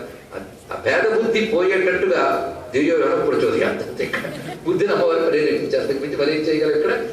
సరే, ఆ మహావిష్ణువు యొక్క ఆజ్ఞ చేత నడుస్తుంది. ఎంత గొప్ప మాట. ఇది చాలండి ఇక్కడ. ఆజ్ఞాపించేవాడు మనవాడైపోతే ఇంకే బాధ లేదు. లేకపోతే ఎవరిని మారుస్తారు? దేశాన్ని మార్చగలరా? కాలాన్ని మార్చగలరా? మహా కష్టం. ఏ దేశాన్ని మారుస్తారు? ఎంత మేరకు మారుస్తారు? అది ఒకటి ఉంది ఇక్కడ. మన వ్యాప్తి ఎంత. అందుకు రాయి ఏంటంటే దేశము కాలము ఇవన్నీ నీకు అనుకూలంగా మార్చలేవు కనుక దేశము కాలము ఎవడి చేతులు ఉన్నాయో వాడిని గట్టిగా పడుకుంటే వాడు మార్చుకుంటాడు, వాడి ఇష్టం. అందుకే ఆ మాట ఎంత అద్భుతమైన మాట. సర్వం ఈశ్వరాధీనం అనే భావన శ్రీ మహావిష్ణువురాజ్ఞేయ అనే మాటలోనే చూపిస్తున్నారు. ఎక్కడికెక్కడ మధురం చూడండి ఇక్కడ. ఇంకా అసలు సంధ్యావందనానికి కాదు, మామూలు ఇంట్లో ఆడవాళ్ళు చేసుకున్న లక్ష్మీ పూజకు కూడా ఇదే సంకల్పం. వాళ్ళు కూడా భావన చేయించేసి మహావిష్ణువురాజ్ఞేయ అనగానే అనంతమైన దేశంలో నువ్వు ఒకటివేగా, అనంతమైన కాలంలో నువ్వు ఒకటివేగా. కనుక దేశము కాలం అని అధీనంలో ఉన్నాయంటే అర్థం ఏంటి? నువ్వు కూడా ఆయన అధీనంలో ఉన్నావని. అంత ధైర్యం కలుగుతుంది, అంత తృప్తి కలుగుతుంది మనకు. చూడండి ఇక్కడ. ఎందుకంటే మనం ట్రైన్లోనూ లేదా బస్సులోనూ కూర్చున్నాక హాయి కూర్చుంటే చాలు, నడిపేవాడు ఉన్నాడు ధైర్యంగా ఉంటే చాలు. అదే నువ్వే ఇక్కడ కష్టపడి తిప్పుతుంటే చెయ్యి ఆయాసం తప్ప ప్రయోజనం లేదు. ఎలాగో నడిపేవాడు వాడు ఉన్నాడు, అలాగే వాడు నడిపేవాడు ఉన్నాడు, ధైర్యంగా కూర్చోవు. అరే డ్రైవర్ నువ్వు ట్రైన్ ఎక్కుతున్నావు, భగవంతుడు నువ్వు బ్రతకలేవా? తెలుసుకో ఇక్కడ. వాడు చక్కగా నడుపుతాడు ధైర్యంతో కదా టికెట్ కొని నడుపుతున్నావు. లేకపోతే ప్రతిసారి చెమటలు పోస్తూ ఉంటాయి వెళ్ళే వరకు. అరే ఒక డ్రైవర్ని నమ్మగలుగుతున్నావు, ఈశ్వరుని నమ్మలేవు. అదే మహావిష్ణువురాజ్ఞేయ ప్రవర్తమానస్య. అందమైన భావం ఉంది ఇక్కడ. అద్య బ్రహ్మణ. ఏమి సంకల్పం అంటే దీని ఒక్క సంకల్పం గురించి ఆలోచించినప్పటికీ కూడా భారతీయ హిందూ మతం అంత గొప్ప మతం ప్రపంచంలో మనకు అట్లేదని ఒప్పుకోవచ్చు. ఆవేశంతో అంటున్నది కాదు, ఆలోచనతో, అధ్యయనంతో, అవగాహనతో అంటున్నారు. అద్య బ్రహ్మణ. కొంతమంది ఆద్య బ్రహ్మణ అంటారు. ఆద్య బ్రహ్మణ గురించి ఎవరికి తెలియదు ఇక్కడ. అద్య ఎప్పటి బ్రహ్మ అన్నాడు. ఇప్పటి బ్రహ్మణంలోనే ఎందరు బ్రహ్మలు ఉన్నారు. సృష్టి యొక్క అద్భుతమైన ఇన్ఫినిటీ గురించి, అనంతత్వం గురించి యుగాల క్రితమే అందించిన భారతీయ సంస్కృతికి నమో నమః. అద్య ఇప్పటి బ్రహ్మ. మరి వెనకటి బ్రహ్మలు నీకు అనవసరం. అది చెప్పాడు అద్య బ్రహ్మణ దగ్గర చాలు. అక్కడ ఇప్పటి బ్రహ్మ అంతే. నా వెనకటి జన్మలు అనవసరం, ఈ జన్మలు బాగు చేసుకోవచ్చు. అక్కడ ఎందుకు టైం వేస్ట్ చేసుకుంటావు? అవన్నీ నీకు గుర్తుండకూడదని ఆయన తెలిపిసి పారేశాడు. నువ్వు మళ్ళీ ఎందుకు రాసు కూర్చుంటావు ఇక్కడ? తెచ్చుకున్న వాసనలు చాలు, ఇంకా అవన్నీ జ్ఞాపకాలు కూడా కావాలి ఇక్కడ. నీకు అనవసరం. అద్య బ్రహ్మణ ఎప్పుడు బ్రహ్మగారు అన్నాడు. ఈ లెక్క కడితే కొత్త పంచాంగాలు వస్తాయి కదా, చదవండి. ఇప్పటి సృష్టి ఎప్పుడు ప్రారంభమైందో వస్తుంది. సుమారు 2 కోట్ల సంవత్సరాలు లెక్క తేలుతుంది మనకి. సరిగ్గా ఆధునిక శాస్త్రం భూమి ఆవిర్భవించి ఎప్పటి నుంచి అయిందో చెప్తారు. ఈ సృష్టి క్రమం చెప్తారు ఇక్కడ. అంటే మనం ఏం చెప్తామంటే ఇప్పుడున్న సృష్టి క్రమం అది అంటారు. అంటే ఇలాంటి సృష్టి ఇప్పటికి ఎన్ని జరిగాయో వాటి ఆనవాళ్ళు కూడా మిగలలేదు. అది చెప్పడం ఇక్కడ. ఎంత అద్భుతమైన భావన ఇక్కడ. ఇక్కడ అద్య బ్రహ్మణ ద్వితీయ పరార్థే. ఆయన 50వ పడిలో పడ్డాట బ్రహ్మగారు. ఇప్పుడు బ్రహ్మగారికి 50వ పడి. అంటే 100 కల్పాలు అయ్యాయి కదా, 50 కల్పాలు అయిపోయాయి. 50వ పడిలో ఉన్నాడు ఆయన ఇప్పుడు. ఇక్కడ సెకండ్ హాఫ్ ద్వితీయ పరార్థే. అందులో ఇప్పుడు శ్వేతవరాహ కల్పే వైవస్వత అనంత కాలం. అక్కడ ఈశ్వరుడు విష్ణువుని మొదలుకుని బ్రహ్మదేవుడితో తెచ్చి అనంతమైనటువంటి కాల జ్ఞానాన్ని ఎలా ఇస్తున్నాడు చూడండి. అప్పుడు వైవస్వత బంధమంతరే యుగం కలియుగే ప్రథమవాదే అన్నాడు. ఇక్కడ చాలా విశేషమైన ఇందులో ఒక అద్వైత గొప్ప వ్యాఖ్యానం చెప్పాడు. ప్రథమ పాదమా, ద్వితీయ పాదమా, తృతీయ పాదమా నీకు లెక్క అవసరం. నువ్వు ప్రథమ పాదాలు ఉందన్నాడు ఇక్కడ. ప్రథమ పాదం ధర్మం కదా, కానీ నువ్వు ధర్మమునందు ఉండి చేసుకోవాలన్నాడు కదా. గొప్ప విషయం.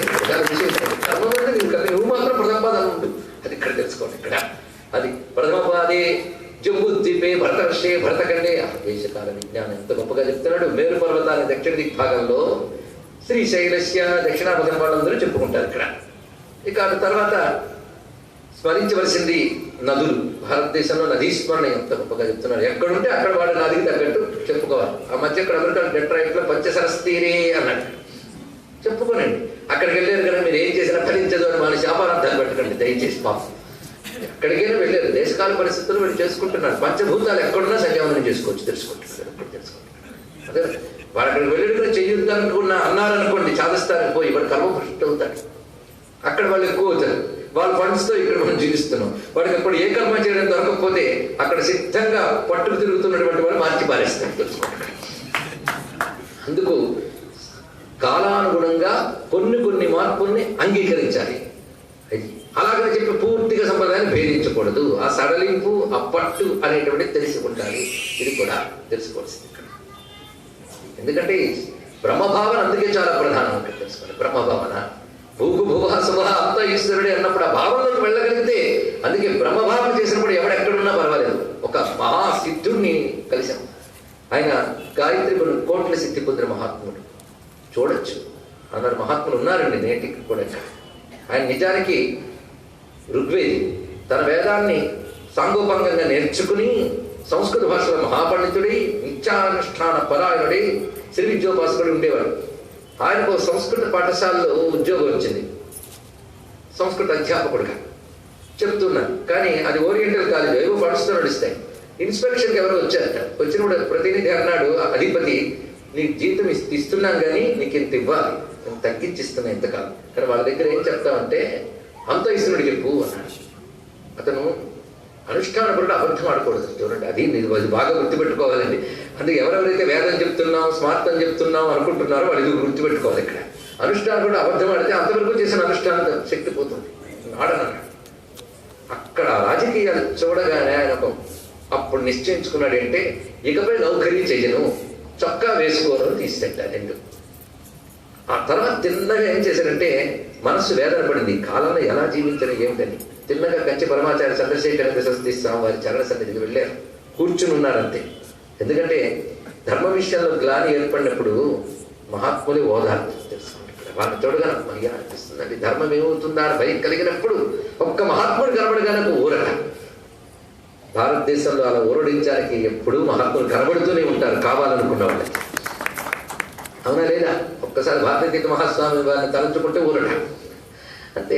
చంద్రశేఖర సరస్వతి వారి దగ్గరికి వెళ్ళి అక్కడ కూర్చుంటే ఆయనకి చెప్పాలా వివరిద్దాం అనుకుంటే ఆయన మందహాసం చేసి నాకు అన్నీ తెలిసిన ఆయన కొంత గాయత్రి మంత్రం పురస్చరణ చేయించట.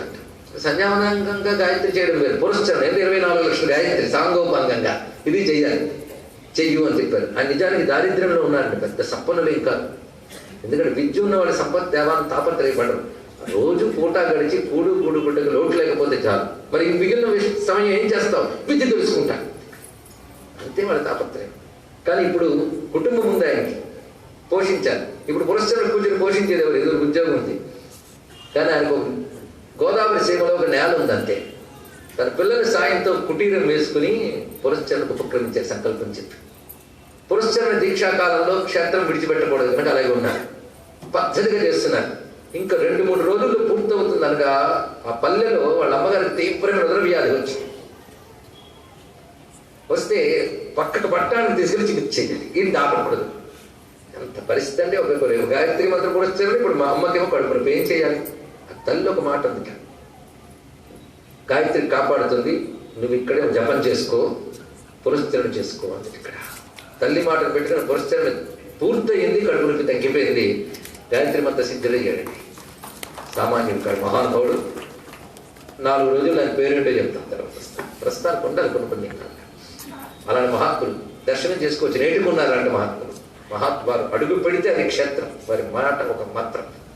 గాయత్రి మంత్ర సిద్ధులు కొన్ని కోట్ల గాయత్రి యజ్ఞాలు చేసిన మహాత్ములు సామాన్యులు కాదు. ఇక్కడ అత్యంత నిరాడంబరమైన వారు బ్రహ్మ విద్యావేత్త. అది కూడా తెలుసుకోండి. ఎందుకంటే కొందరు ఉపనిషత్తు చదివడా అంటూ ఉంటారు, అందరూ చెప్తున్నాను నేను బ్రహ్మ విద్యావేత్త. ప్రస్థానత్రయ భాష్యం ఆమూలాగ్రం అధ్యయనం చేసిన మహాత్ముడు, బ్రహ్మవేత్త, మహోపాసకుడు. దర్శన మాత్రం చేతనే పాపాలు దగ్ధమతే. అటువంటి మహాత్ముడు ఒక మాట అన్నాడు, నాయన తత్వజ్ఞానం తెలుసున్నవాడు ఎక్కడ సాధన చేసినా ఫలిస్తుంది నాయన అని కూడా మాట ప్రమాణంగా అందుకు కొన్ని సంప్రదాయ వాక్యాలు ఏ ఏ సమయాల్లో ఎలా చెప్పారో గ్రహిస్తూనే అదేవిధంగా కర్మ భ్రష్టత్వం కాకూడదని చెప్పడం కోసం ఇవన్నీ వివరించడం జరుగుతుంది. అటువంటి ప్రధానమైనటువంటి అంశముల్లో సంకల్పం విషయం వచ్చింది. తర్వాత కాలం, సంవత్సరము, అయనము, ఋతువు, మాసము, పక్షము, వాసరము, తిథి, నక్షత్ర, యోగ, కరణములు. ఇవి నిత్యం యోగం కరణం చూడకూడదు. శుభ నక్షత్రం, శుభయోగం, శుభకరణ అనుకోవడం కూడా తప్పేం లేదు. మన పంచాంగ స్మరణ జరిగింది ఇక్కడ. అంటే నువ్వు ఎక్కడున్నావు ఎప్పుడున్నావో కూడా నీకే తెలిసిపోయింది. ఇంకేముంటుంది ఇక్కడ అది. కానీ ఈరోజు తిథి ఏమిటండి అని అవతల వాడు అడిగాడంటే ఇప్పుడు సంధ్యావందనం చేయలేదు తెలుసుకోండి. కాలస్మరణ చేయాలి, దేశస్మరణ చేయాలి. చేయడం వల్ల ఏంటంటే దేశకాల వ్యాపకమైన పరమాత్మ యొక్క అనుగ్రహం లభిస్తుంది. ఎందుకంటే కాలం భగవత్ స్వరూపం. ఎందుకంటే ఉపాధులు నిరసించమనలేదు, ఉపాధుల్లో ఉన్న ఈశ్వర చైతన్యాన్ని తెలుసుకోమని చెప్తున్నాను ఇక్కడ. అంతేగాని పరమాత్మ అందరిలో ఉన్నాడు కానీ ఉపాధులు కాదు. ఈశ్వరుడు ఉపాధులు నరుక్కుంటూ పోతావు నువ్వు. వీటన్నింటిలో ఈశ్వర చైతన్యం అనుభూతి. అది కాలంలో ఒక్కొక్క కాలంలో మనం యోగము, కరణము, నక్షత్రము, తిథి, వారానికి అభిమాన దేవతలు ఉంటారు, అధిదేవతలు ఉంటారు. వాటిని స్మరించడం వల్ల వాళ్ళు మనం అనుగ్రహిస్తారు. అదే కాలంలో ఉన్న భాగములకు ఎవరెవరు అధిదేవతలై ఉన్నారో మనం స్మరించాలి. ఎందుకంటే నువ్వు కాలాన్ని ఉపాసిస్తున్నావు. ఎందుకంటే సంధ్య కాలం యొక్క స్వరూపం. అందుకే పరమేశ్వర శక్తి కాలస్వరూపం. కాలమే సంధ్య మనకు తెలుసుకోవాల్సింది. అందుకే సమస్త కాలోపాసన సూక్ష్మకాలంలో ఉపాసన చేస్తే కాలోపాసన అవుతుంది. అది కాళీ అని చెప్పబడే తల్లే సంధ్యాదేవతగా కూడా ఆరాధింపబడుతుంది. ఇది గ్రహించవలసింది ఇక్కడ. ఎందుకంటే ప్రాణ సంధ్య, యుగ సంధ్య, కాల సంధ్య అని 3 రకాల సంధ్యలు చెప్పారు. సంధ్యా విజ్ఞానం చాలా ఉందండి ఇక్కడ. ఆయా సందర్భాలు చూసుకుంటూ పెడుతున్నాం. కానీ టైటిల్ ఏదైనప్పటికీ కూడా గతంలో ప్రవచనాల్లో రకరకాల సంధ్యలపై ప్రవచనం చేయడం విషయం కూడా ఇక్కడ కూర్చున్న వాళ్ళకి చాలా మందికి తెలుస్తాయి. సంధ్యారంభ విజృంభితం దగ్గర నుంచి చెప్పుకున్నవి గుర్తుంటే చాలా సంతోషం. మరోసారి గుర్తు చేసుకుంటే తప్పు లేదు. ఆయా సందర్భాలు బట్టి చెప్పుకున్నాం. సరే, మొత్తానికి కాలస్మరణ అయింది. అప్పుడు సంకల్పంలో మన యొక్క పేరు ఇచ్చారని చెప్పుకుంటున్నాం. కొందరు అతికిపోయి ఇవన్నీ చెప్పుకోవాలండి అంటారు ఇక్కడ. సన్యాసి అయితే చెప్పుకోకూడదు కానీ గృహస్థ అయితే చెప్పుకోవాలి. కోరికలు లేకపోవచ్చు కానీ వాడికి అవసరాలు ఉంటాయి, ధర్మాలు ఉంటాయి. అది ఇక్కడ కనుక వాడికి పెద్దలు పెట్టిన పేరు, వాడి నక్షత్రం, వాడి జీవుడు ఇవి చెప్పుకోవాలి. చాలా అవసరం. ఎందుకంటే అవి విని అనుగ్రహించే దేవతలు కొందరు ఉంటారు, అవి చెప్పుకోవాల్సింది ఇక్కడ. అయితే పూర్ణ దీక్షాపరులైనటువంటి వారు శ్రీ విద్యాదుల్లో వాళ్ళ సన్యాసంతో సమానం కనుక అటువంటి వారు వాళ్ళ యొక్క నామాలు అవి చెప్పుకోరు, గోత్రనామాలు చెప్పుకోరు. వారి స్థాయి వేరు. అదే సంధ్యావందనాంగంలో చెప్పుకోవచ్చు. వారైనా సంధ్యావందనం చేసేప్పుడు చెప్పుకుంటారు. ఇది గ్రహించవలసిన అవసరం ఇక్కడ. మరి సంధ్యావందనం చెప్పుకోవాలి. ఎందుకు చేస్తున్నావు ఇదంతా? సంధ్యావందనం ఎందుకు? మమ ఉపాత్త దుర్తిక్షయ ద్వారా ఇది తెలియాలి, లేకపోతే చాలా కష్టం. మొన్న మధ్య ఒక తెలివైన వాడు అనుకునేవాడు ఒకడు, తెలివైన వాడు అనలేదు, తెలివైన వాడు అనుకునేవాడు ఒకడు పెద్ద సమాచారం పంపేటాడు. ఇప్పుడున్న అధునాతన మాధ్యమం ద్వారా, సామాజిక మాధ్యమం. మురిసిపోయి ప్రతివాడు ప్రశ్న వేడు భలే చెప్పాడు కదండి. ఏమనంటే అప్పుడు బిల్ గేట్స్ ఆయన లక్ష్మీ పూజ చేయలేదు, అయినా సంపన్నుడయ్యాడు. ఐన్స్టైన్ సరస్వతి పూజ చేయలేదు, అయినా విజ్ఞాన శాస్త్రవేత్త అయ్యాడు. కానీ లక్ష్మిని దేవి సరస్వతిని పూజించకపోయినా వాళ్ళు గొప్పవాళ్ళు అవుతారు కానీ మీరు పూజించకండి అని చెప్పాడు. ఇది ఎవరు బాగుందండి. ఒక ఆయన పాపం అనారోగ్యంతో మందులు వేసుకుంటున్నాడు. ఇంకొకటి మందులు వేసుకోవాల్సిన అవసరమే లేదు. వాడు వచ్చి నేను మందులు వేసుకోకపోయినా బాగానే ఉన్నాను కనుక నువ్వు వేసుకోకంటే ఏమవుతాడు, వాడు చేస్తాడు తెలుసుకుంటాడు. ఇది చాలా ప్రధానం ఇక్కడ. కనుక అందరికీ ఒకటే ప్రక్రియ కాదు, ఒక్కడి వాడికి చెప్పాలి. దానికి సమాధానం చెప్పగలిగే దమ్ము ప్రపంచంలో హిందూ మతానికి మాత్రమే. ఏమిటయ్యా అంటే ఇవాళ వాడు లక్ష్యం పూజ చేయకపోయినా ఐశ్వర్యం ఉందంటే గత ధర్మంలో పూజలు చేసి ఉన్నాడు కానీ ఇప్పుడు వచ్చింది. అది తెలుసుకోవాలి ఇక్కడ. ఇప్పుడు చేయలేదు కదా, తర్వాత తప్పకుండా జరుగుతుంది సందేహం ఇక్కడ. ఇది గ్రహించవలసింది ఇక్కడ. పూజ ఎందుకు చేయాలంటే వాళ్ళు ఏదో ఇస్తారని కాదు. నువ్వు ఐశ్వర్యాన్ని పొందేవు కదా, పొందితే లక్ష్మి మానేస్తావా?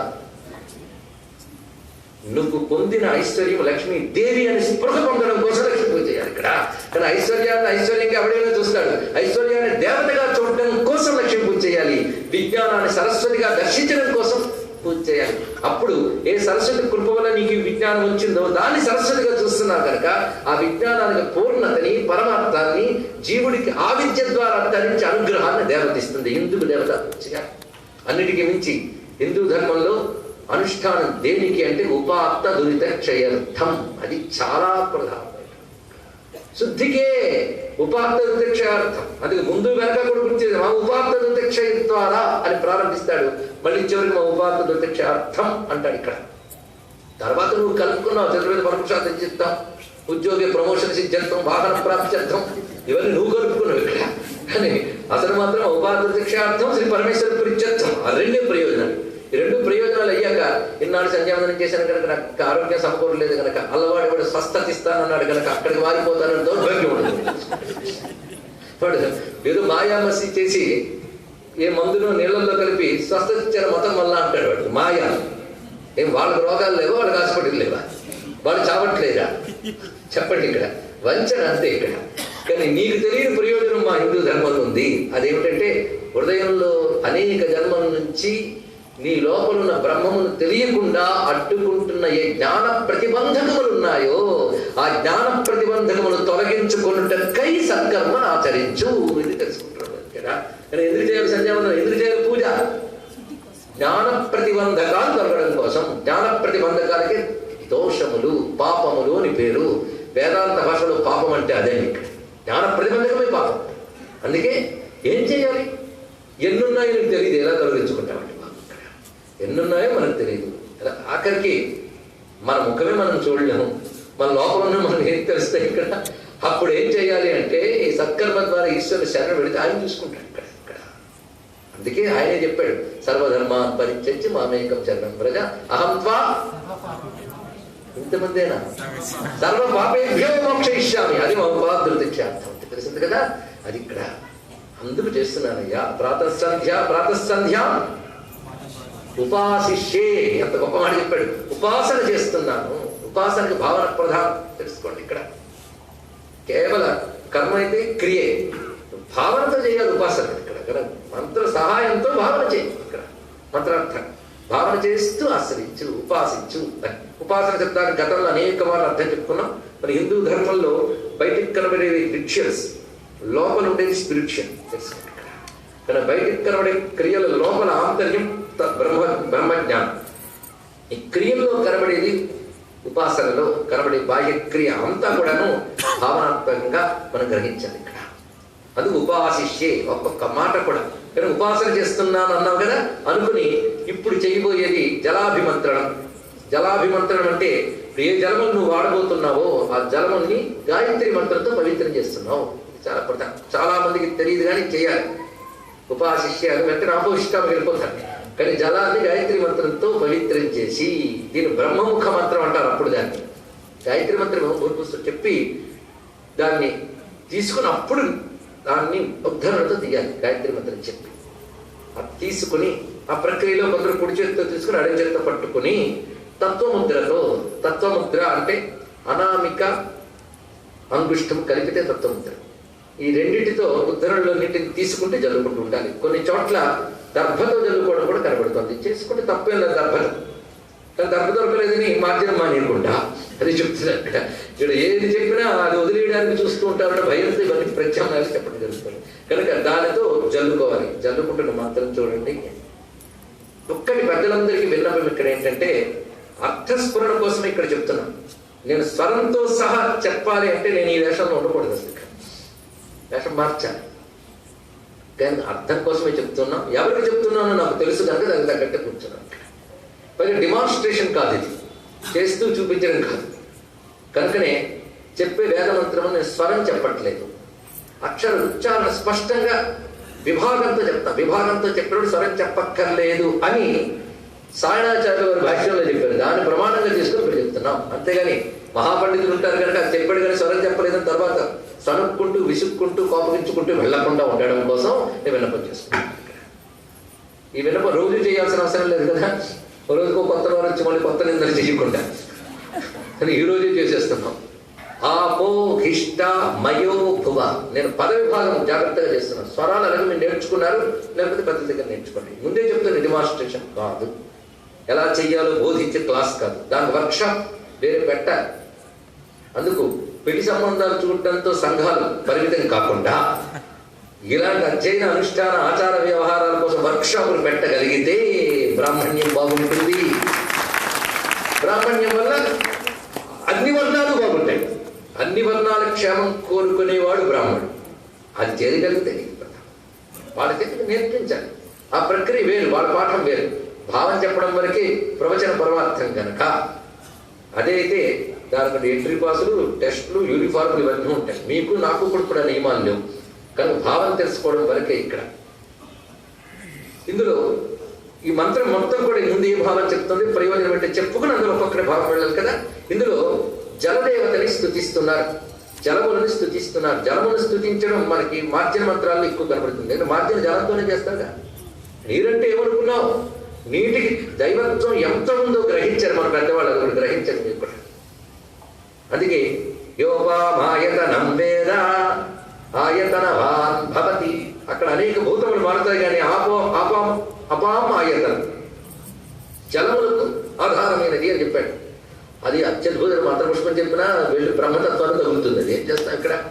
సరే, మొత్తానికి ప్రస్తుతాంశం అది కాదు కానీ జలముల ప్రాధాన్యం అంత గొప్పగా ఉన్నదండి.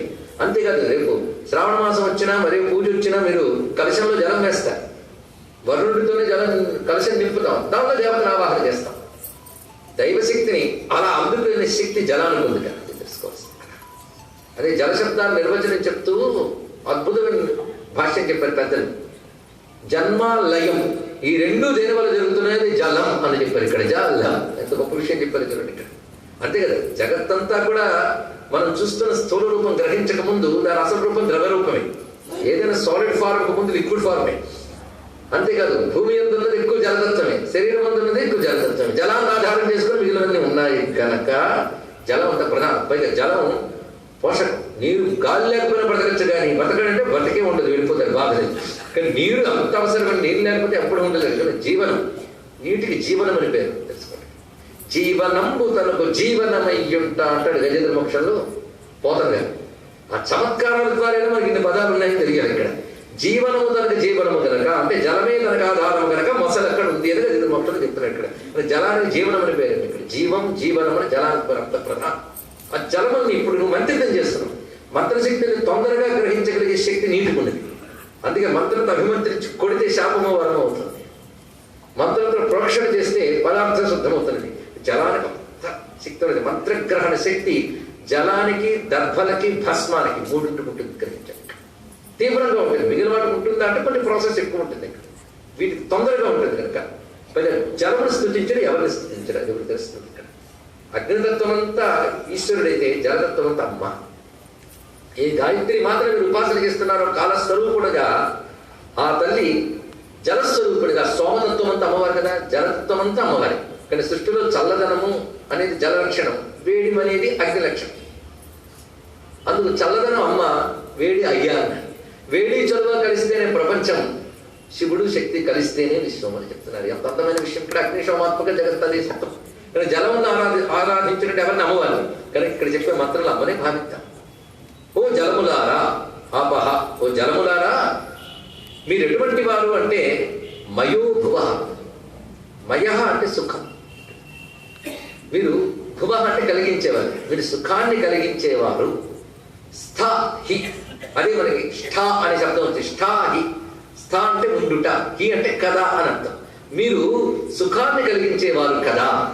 ఈ కథ అనేది నిశ్చయాత్మక వాచకం అంటారు ఇక్కడ. అంటే సుఖాన్ని కలిగించేవారు. అంతే కదండి, జలం ఎంత సుఖాన్ని కలిగిస్తుంది. బాగా అలిసిపోయి ఇంటికి వెళ్తే స్నానం చేయాలనిపిస్తుంది, సుఖమేగా. దాహం వేస్తే నీరు తాగాలనిపిస్తుంది, సుఖం. అందుకే జల లక్షణమే సుఖాన్ని కలిగించేవారు. అటువంటి మీరు నన్ను ఎలా అనుగ్రహించాలి? తాన ఊర్జే దధాతన.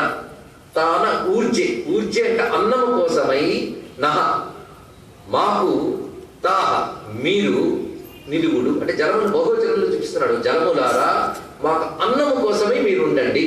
అంటే జలము లేకపోతే అన్నం లేదు కనుక మీరు మాకు అన్నాన్ని కలిగించండి. అన్నం అంటే తినే తిండి మాత్రమే కాదని మనం అనేక వాళ్ళు చెప్పుకున్నాం. ఇంద్రియాలు అనుభవించే ఐశ్వర్యములైన అన్నములే, వేదార్థం అని. దాన్ని మాకు కలిగించండి. అంతేనా? ఎందుకు తినాలి? తిండి మాత్రమే కలిగించండి అనేది పాశవికమైన వాంఛ, కానీ అవసరమైన వాంఛ కనుక అది అడగడం తప్పులేదు, కానీ అది మాత్రమే అడగడం తప్పు. తెలుసుకోండి, మానవుడి స్థాయి పెరగాలి. ఎందుకంటే స్వామి వివేకానంద మాట చెప్తాడు, అన్నం మీద ఎగబాటు పడుతూ ఉంటే కుక్కలు, మనం అలా పడం.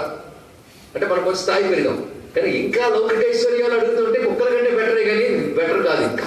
పొందవలసింది చాలా ఉంది. కానీ ఎప్పుడు ఐశ్వర్యాల గురించే అడుగుతూ అవి దొరికితేనేమో విజయం సాధించినట్టు, అవి దొరకకపోతే విఫలమైనట్టు బతకడం ధర్మం కాదు. తెలుసుకోండి. సంపద ఎందుకు కావాలి? అన్నం ఎందుకు కావాలి? అన్నం కావాలి, శరీరం నిలవాలిగా, నిలిస్తేనే కదా సాధన. అందుకు భౌతికాన్ని మనవాడు నెగ్లెక్ట్ చేయలేదు, భౌతిక సంపద నిర్లక్ష్యం చేయలేదు. కానీ భౌతిక సంపదతో తృప్తి పడుకోవు, దానిని నువ్వు ఆధ్యాత్మిక సంపద పొందడానికి వినియోగించుకో. ఇది చెప్తున్నారు ఇక్కడ. దాన్ని వినియోగించుకోకుండా చచ్చే వరకు భౌతిక సంపద అర్జనతోనే బ్రతుకుతూ ఏమయ్యంటే బీజిట ఏదో భౌతిక సంపద అర్జన, భగవత్ సంపద లేదు. ఇంకెందుకు? దీనితో అది పొందాలి. ఊరికే ఇంట్లో కట్టలు పెట్టుకుంటూ కూర్చుంటే ఏం లాభండి? దాన్ని వినియోగించుకోవాలి. దానం, భోగ, ఈ రెండింటికి వినియోగించుకోవాలి. వినియోగించకపోతే ఎప్పుడో అభిప్రాయాలు మారిపోయి నాశ పోతాయి. తగలబెట్టాల్సిందే, చూడకుండా పట్టుకపోల్లోనూ లేకపోతే తగలబెట్టాల్సిందే, అంతే కదా. కానీ ముందు దానం, భోగాన్ని వినియోగించు. రెండింటి చేసి దాచిపెట్టే వరకు నాశ. కానీ ఇంత కష్టపడి నువ్వు చెప్పుకున్న భౌతికార్జన ఏమవుతుంది? నాశ. అయ్యో నా కళ్ళ ముందే పోతుందండి, ఎంత సంపాదించాను మనవడి కోసం, కూతురు కోసం, కొడుకు కోసం, ఏమైంది? మొత్తంతా దానికి అయిపోయింది. తర్వాత అయ్యో అంతా వదిలి వెళ్ళిపోతాం. అది నశించకపోయినా దానికి నువ్వు నశిస్తావు, వెళ్ళిపోతావు. అయితే ఆశతో వెళ్ళిపోయావు కనుక మళ్ళీ ఎక్కడో వాళ్ళ ఇంట్లో ఎలకదాను ఇంకోదానో తినక తప్పలేదు. ఇది తెలుసుకోవాల్సింది ఇక్కడ. అక్కడ భౌతిక సంపదతో ఊర్జే, అక్కడ తాగకుండా మహే రణాయ చక్షసే. అద్భుతమైన మాటండి. మహే గొప్పదైన, రణాయ ఇక్కడ రణశబ్దానికి రమణీయమైన అర్థం. వైదిక అర్థాలు ఇవన్నీ. మహనీయమైన చక్షసే, చక్షు అంటే చూపు అనగా జ్ఞానం, చూపు అంటే జ్ఞానం. గొప్పదైన రమణీయమైన జ్ఞానము కోసమే దధాతన, దధాతనంలో ఇచ్చారు. మీరు ఎందుకు మా దగ్గర ఉండాలి అంటే అన్నం కోసం మా దగ్గర ఉండండి. అదేవిధంగా గొప్పదైన రమణీయమైనటువంటి జ్ఞానము కోసమే మా దగ్గర మీరు ఉండండి. అంటే ఓ జలములారా, మాకు మీరు రమణీయమైన గొప్పదైన జ్ఞానం ప్రదానం చేయడానికి సహకరించండి అన్నారు ఇక్కడ. అంటే కర్మ ప్రారంభంలో చేసుకున్న మార్జనము వల్ల నీకు జరిగే శుద్ధి దేనికి పనికి రావాలి? గొప్పదైన రమణీయమైన జ్ఞానం కోసం పనిచేయాలి. ఈ రెండు విశేషణాలు ఎందుకు చెప్పారు? ఎందుకంటే జ్ఞానం, లౌకిక జ్ఞానాలు చాలా ఉన్నాయి. అవి ఎన్నో అంటే ఇవి చెప్పచ్చు. మీకు నాకు కూడా టైం చాలా నన్ను ఉన్నాయి లౌకిక జ్ఞానాలు. టీవీ ఎలా పనిచేస్తుందో దగ్గర నుంచి, రిమోట్ ఎలా పనిచేస్తుందో దగ్గర నుంచి, మిషన్స్ ఎలా పనిచేస్తున్నాయి వరకు, అక్కడ చీమ ఎలా బతుకుతుందో వరకు జ్ఞానాలు చాలా ఉన్నాయి. పనికి మాది అవునా లేదా? అందుకే నువ్వు అలాంటి జ్ఞానాలు అనుకుంటావేమోనని మహే రణాయ అని రెండు విశేషములు చెప్పారు. గొప్పదైన రమణీయమే, గొప్పదైన జ్ఞానం ఒకటి ఉందండి. ఈ జ్ఞానాలన్నీ అనేకం, అది మాత్రం ఏకం. ఆ జ్ఞానం పేరు బ్రహ్మ జ్ఞానం. అది చూపిస్తున్నాడు ఇక్కడ. అదే మహశబ్దం బ్రహ్మవాచకం, అందుకే బ్రహ్మజ్ఞానం. అదే రమణీయం. గొప్పదైతే ఏంటండి నాకెందుకు అంటే నిజమైన ఆనందం అదే. రమణీయం అంటే అదే ఆనందం. పైగా రమణీయం అనేది ఏంటనాలి? ఏది నిత్యనూతనమై శాశ్వతమైతే అదే రమణీయం. కనుక నిత్యనూతనమైన జ్ఞానం అంటే ఆ జ్ఞానం ఆనందదాయకం. అది ఇక్కడ తెలియదు, జ్ఞానానందం. అందుకే బ్రహ్మ స్వరూపము గొప్పది, ఆనంద స్వరూపము. అని గొప్పదైన ఆనంద స్వరూపమైన ఏ బ్రహ్మజ్ఞానం ఉన్నదో అది పొందడానికే మా దగ్గర నిలిచి మమ్మల్ని నిలబండి. అది పొందడం వరకు మేము నిలబడాలి. ఈ శరీరము మా ఉనికి దేనికంటే అది పొందడం కోసం. ఇప్పుడు తెలిసింది కదా, ఒక్క మార్జన మంత్రంలోనే జీవుడి ఉనికి పరమార్థాన్ని చెప్పాడు ఇక్కడ. అందుకు బతుకున్నాం ఇక్కడ. అది బతకడం కోసం శరీరం నిలబడాలి కనుక అన్నం కావాలి. అన్నం కావాలంటే జలములు ఈ అన్నానికి, ఆ జ్ఞానానికి కూడా సహకరించాలి. ఎంత గొప్ప విషయం ఇక్కడ. కనుక జలదేవతలారా అందుకు అనుగ్రహించండి. అంతేకాదు వహ శివతమః యహ రసం, యహ రస యోవ శివతమో రస, అక్కడ మంత్రం. దీని అర్థం ఏంటంటే మీలో శివతమమైన ఒక రసం ఉన్నది. ఆ రసము పొందేటట్టుగా మమ్మల్ని పాత్రుల్ని చెయ్యండి. తర్వాత మాత్రం తస్య భాజయతే కన అంటే భాజయత ఇహ నహ, ఇది విభాగం అనమాట. భాజయత ఇహ, ఇహ అంటే ఇప్పుడే, ఎప్పుడో ఇహ ఇక్కడే అంటే మాకు ఈ జన్మలోనే మేము ముక్తిని పొందేటట్టుగా అనుగ్రహించు. అదండి. తెలిసి చేస్తే దొరకదా అండి? అందుకే కేవలం జడంగా కాకుండా తెలిసి చేస్తే ఇహ, ఇహ మాటలో ఉంది అందం అంతా కూడా. ఇహ ఇక్కడే, ఇప్పుడే, మీ ఇష్టం. ఇక్కడ ఇహ, ఇహలో ఏం చేయాలి మీరు?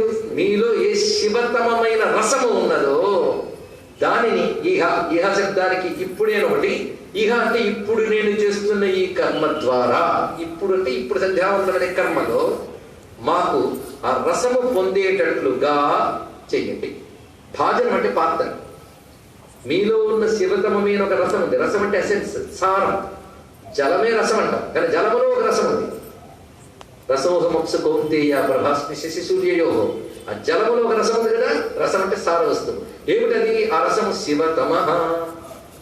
ఎంత అద్భుతమైన భావం అంటే ఇక్కడ ఎంత అందమైన శబ్దం వచ్చిందని.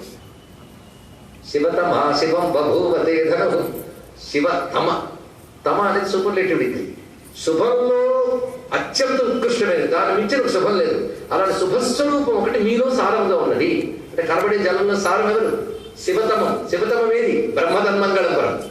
ఆ బ్రహ్మతత్వం ఏదైతే ఉన్నదో అది మీలో సార వస్తువుగా ఉంది. అసలు అదేంటి సారం మీలో ఉంది.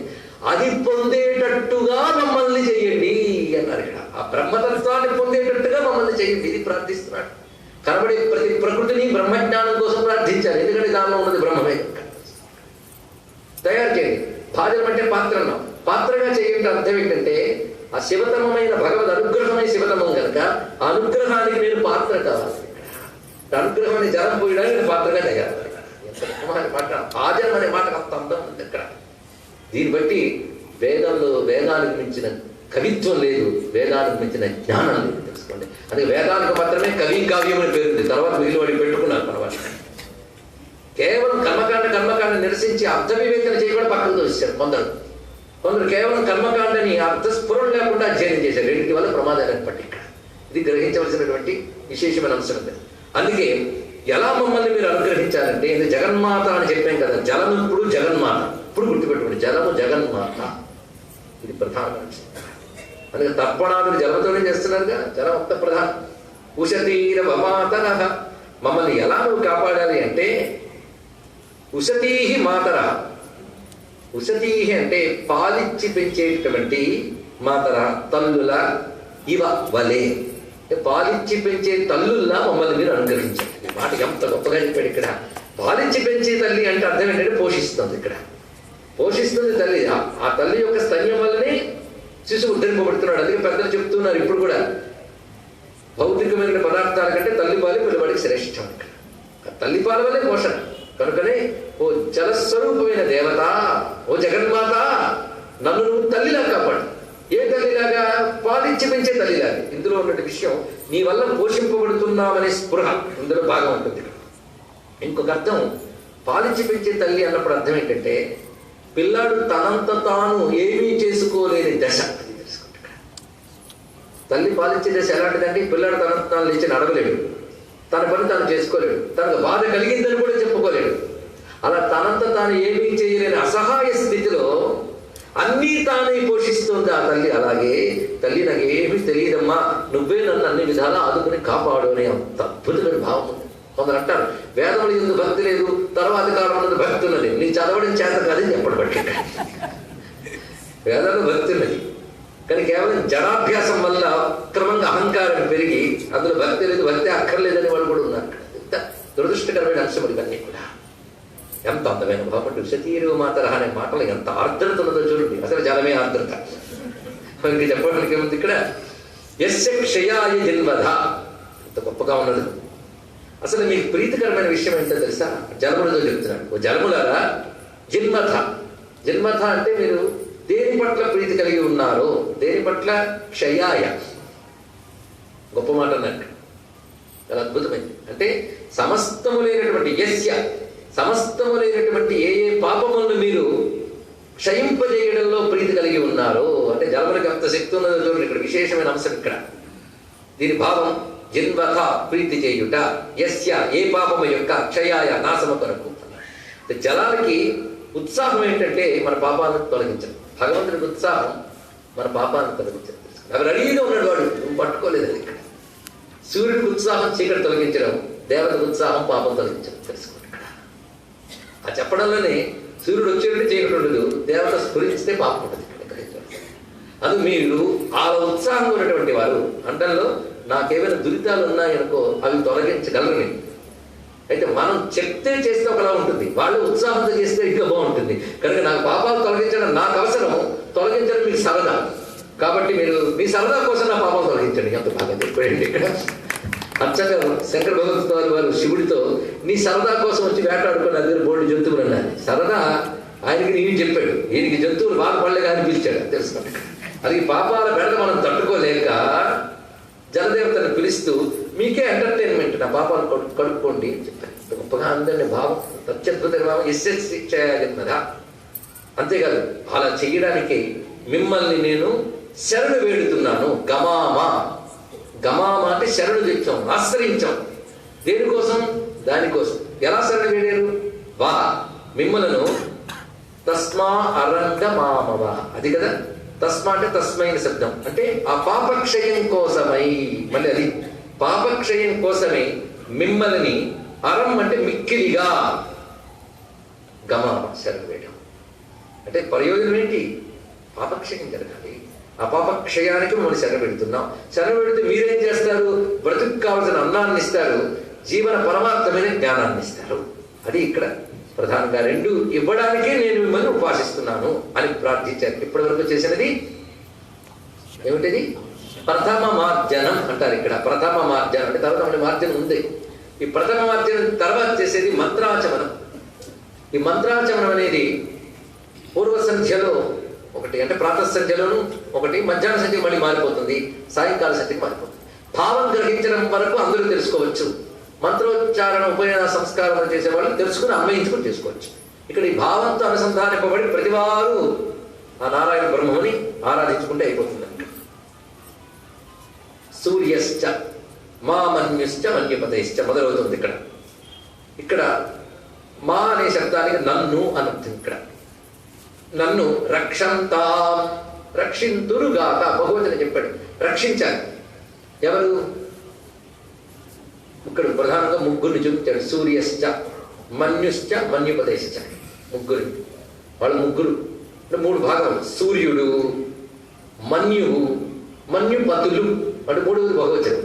సూర్య భగవానుడు, మన్యుదేవత, మన్యుపతులు, వీళ్ళు ముగ్గురు కూడా నన్ను పాపముల నుండి రక్షించరుగాక. చూడండి, అందుకే సంధ్యావందనం చేస్తే యదన్నాథ్ కుడితే పాపం తదన్నాథ్ ఫలితం వచ్చింది. దీన్ని కూడా వెక్కిరింపుగా ఒక నాటకంలో పెట్టాడు అక్కడ భ్రష్టుడు. అనకూడదు లేదు, అవునా లేదా? అంటే ఇక్కడ పాపనాశనం చేసిన సంధ్యావందనం తెలుసుకోండి. ఇక్కడ చాలా ముఖ్యం అది. ఎందుకంటే పాపం పోతే చాలు, నీకేం అక్కర్లేదు. అజ్ఞానం ఒక్కడి పోతే చాలు, మరి కొత్తగా పొందాల్సింది ఏమీ లేదు. ఇక్కడ ఒక్కడి పోతే చాలు. ఇక్కడ బ్రహ్మమును కప్పి ఉంచి అజ్ఞానం ఏది పోతే పోయింది, అదే పాపం అంటే. అదొక్కడి జరిగితే చాలు. అందుకే రాత్రి చేసిన పాపం రాత్రితోనే పోవాలి, పొద్దున్న చేసిన పాపం పొద్దున్నతోనే పోవాలి అనుకోవడం ఎంత గొప్పదండి ఇక్కడ. అంటే ఏ రోజు పాపం ఆ రోజు పోగొట్టుకుంటున్నా కానీ కొత్త పాపాలు చేయించామని కూడా అన్నాడు కుతర్క. నిజంగా కర్మలు చేసే వరకు తర్కాలు ఉండవండి. ఎందుకంటే తర్కం చేసే పాప బుద్ధి కూడా పుట్టదు. అది తెలుసుకోండి. ఇక్కడ చాలా ప్రధానమైనటువంటి అంశం. ఇక్కడ ఏది చెయ్యని వాళ్ళు మాత్రమే తర్కాలు చేస్తుంటారు. ఎవడైనా క్వశ్చన్స్ తర్కాలు వేసినట్టే సాధన చేయలేదని. సాధన చేసేవాడి ప్రశ్నకి పేరు జిజ్ఞాస. అది చాలా బాగుంటుంది.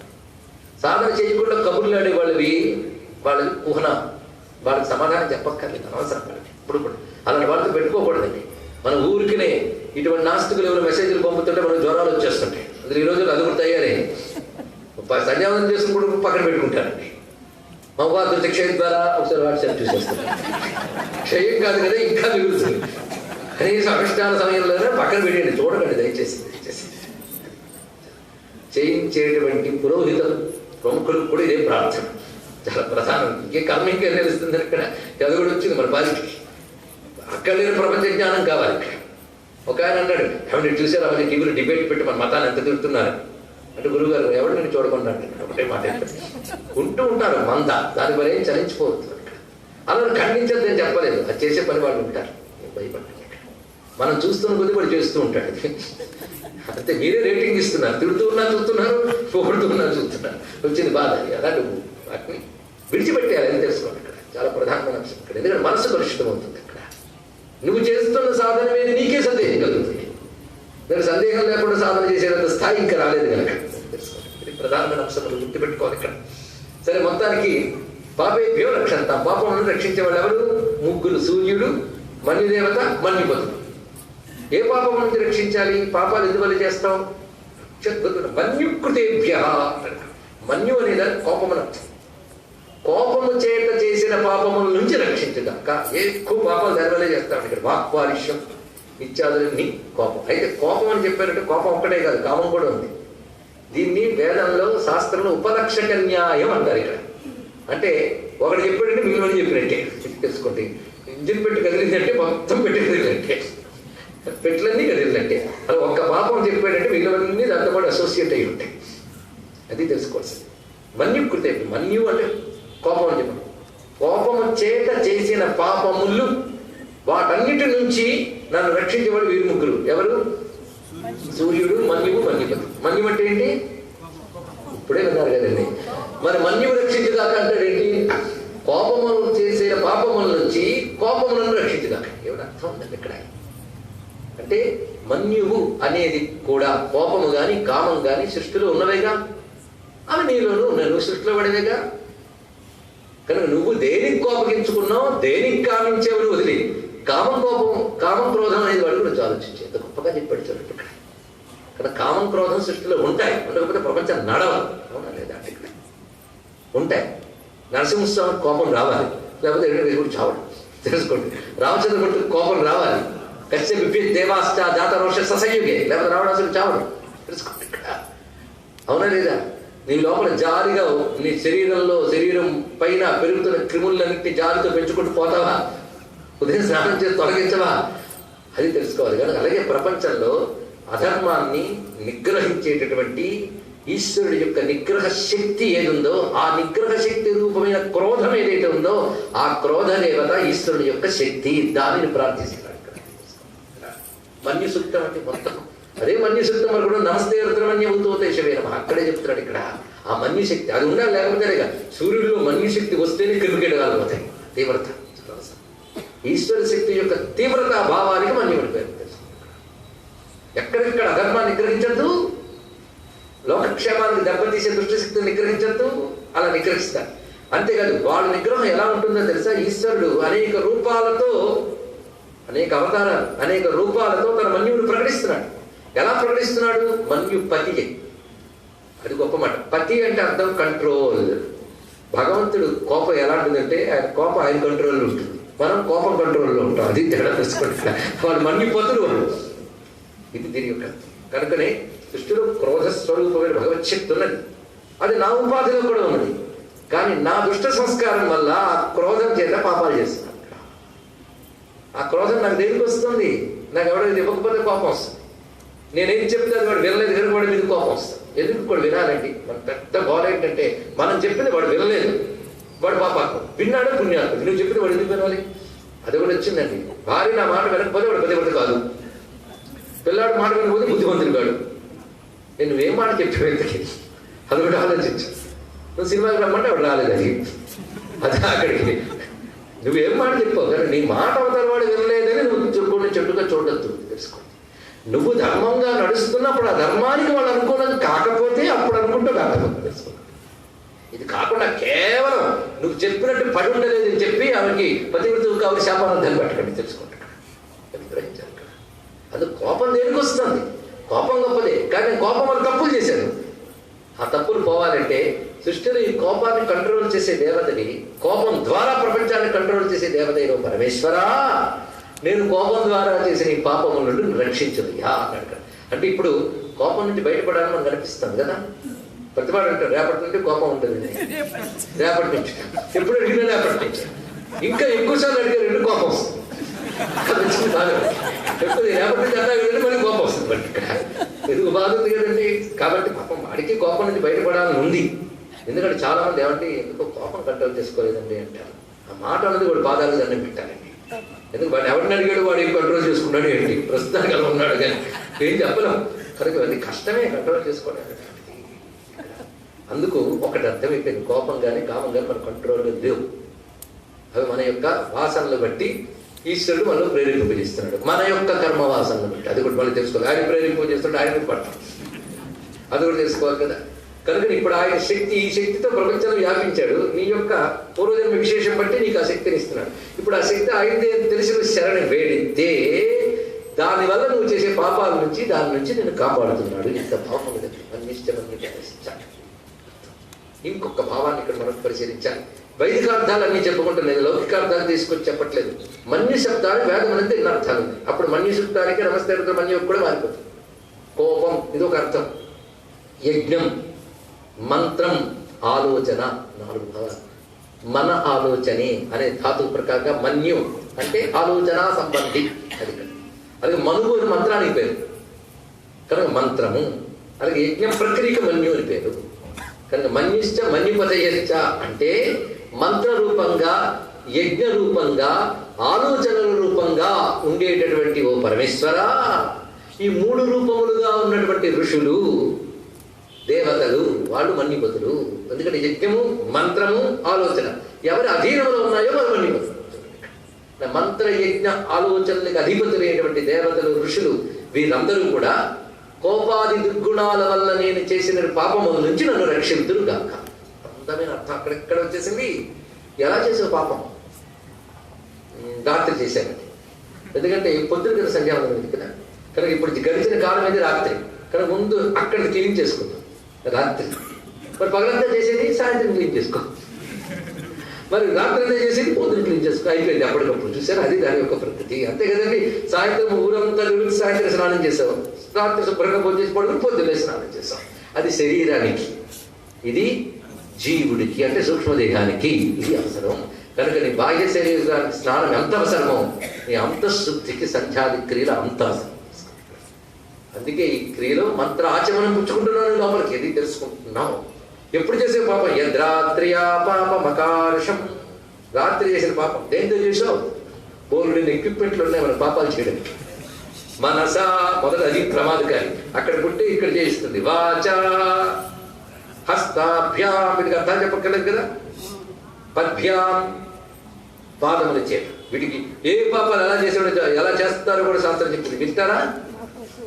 మనస్సు చేసేది అంటే ఎన్నో ఉన్నాయి, చెప్పడం ఎందుకు. ఒకరి గురించి హింస ఆలోచన చేయడం, శాస్త్ర విరుద్ధమైన ఆలోచన చేయుట ఒకటే చెప్పాడు. ఇది బాగుందండి. ఆఖరి చెప్తారు కానీ నిజంగా మంత్రం ఇంత శక్తి ఉందా అండి? అది మనసా చేసిన పాపం, సందేహించడం. ఇంకోటి గురించి చెడు కోరుకోవడం, ఈ మనస్సుతో చేసే పాపాలు. ఇంకా వాక్కుతోన ఎన్నున్నాయో, అప్రియ సంభాషణ, అసత్య సంభాషణ, అశాస్త్రీయ సంభాషణ, అదేవిధంగా పరుష వాక్యములు, ఇవన్నీ కూడా వాచా దోషాలు. హస్తాలతో చేసేది బోలుడు ఉన్నాయి, అంటే ఇంకొకరిని బాధించడానికి చేసేది. పాదాలతో చేసేవి ఎన్ని చెప్పాడు తెలుసా? పాదాలతో చేసేవి అంటే వెళ్ళరాని చోట్లకు వెళ్ళడం, గొప్ప విషయం. అలాగే గోవుల్ని, శాస్త్రాన్ని, గ్రంథాలని పాదాలతో తాకడం, పవిత్ర వస్తువుల్ని పాదాలతో తాకిన పాపం. ఇవి పాదాలతో ఎన్ని చేసాము తెలుసో తెలియక చేస్తామండి. నేనేం చేయలేదని కాదు, రాత్రి అంతా వెతుక్కున్నాను, చేయలేదు కనుక నేను ఇప్పుడు చెప్పను అన్నాను. తెలుసో తెలియక ఎన్ని చేస్తాం. కుదరకూడదు పాపం. ఇది ఈ రోజుల్లో ఎక్కువ. ఎందుకంటే ఎలాగో రోజు ఆఫీస్కి వెళ్తున్నారు కనుక ఇంట్లో టైం ఉండదు కనుక క్యాంటీన్లో తింటారు. 2 రోజులు సెలవు వచ్చింది కనుక ఇంట్లో ఏం వండుకుంటాం, 10 హోటల్కి వెళ్తాం. అవి తింటే వచ్చే పాపాలు అన్నీ కావు. ఎందుకంటే పాపపు తిండి వల్ల పాప బుద్ధి పుడుతుంది, పాప బుద్ధి వల్ల ఇన్ని వస్తాయి. మీరు అంతా అలా చెప్తారు కానీ అంతా నాన్ సెన్స్ అండి అని. అయితే తిండి బాగా పనిచేసిందని అర్థం. పాప తిండి బాగా తిన్నాడు కనుక ఇది నాన్ సెన్స్ అని పాప బుద్ధి పుట్టింది వాడికి తెలుసుకోండి. ఇక్కడ అది ఎప్పుడే కుదిరిపోయింది అనమాట. లోపలికి ఇంజెక్ట్ అయిపోయింది, బాగా గుర్తుపెట్టుకోండి. ఇక్కడ అది శాస్త్రం ఎంత చేసేటంటే వాడిపోయాడు, అప్పటికే మొదలు పెట్టేశాడు. అందుకే ఇక్కడ ఉదరేణ అంటే శాస్త్రం ఇచ్చింది. ఇవన్నీ సంధ్యావన భాష్యంలో అందమైన వాక్యాలు చెప్పారండి. ఆ మధురమైన వాక్యాలు వదులుకోలేకపోతున్నాను. సంస్కార రహితాన్న భోజనం అన్నాడు. సంస్కరించని అన్నం, అన్నాన్ని కూడా సంస్కారం చేయాలి.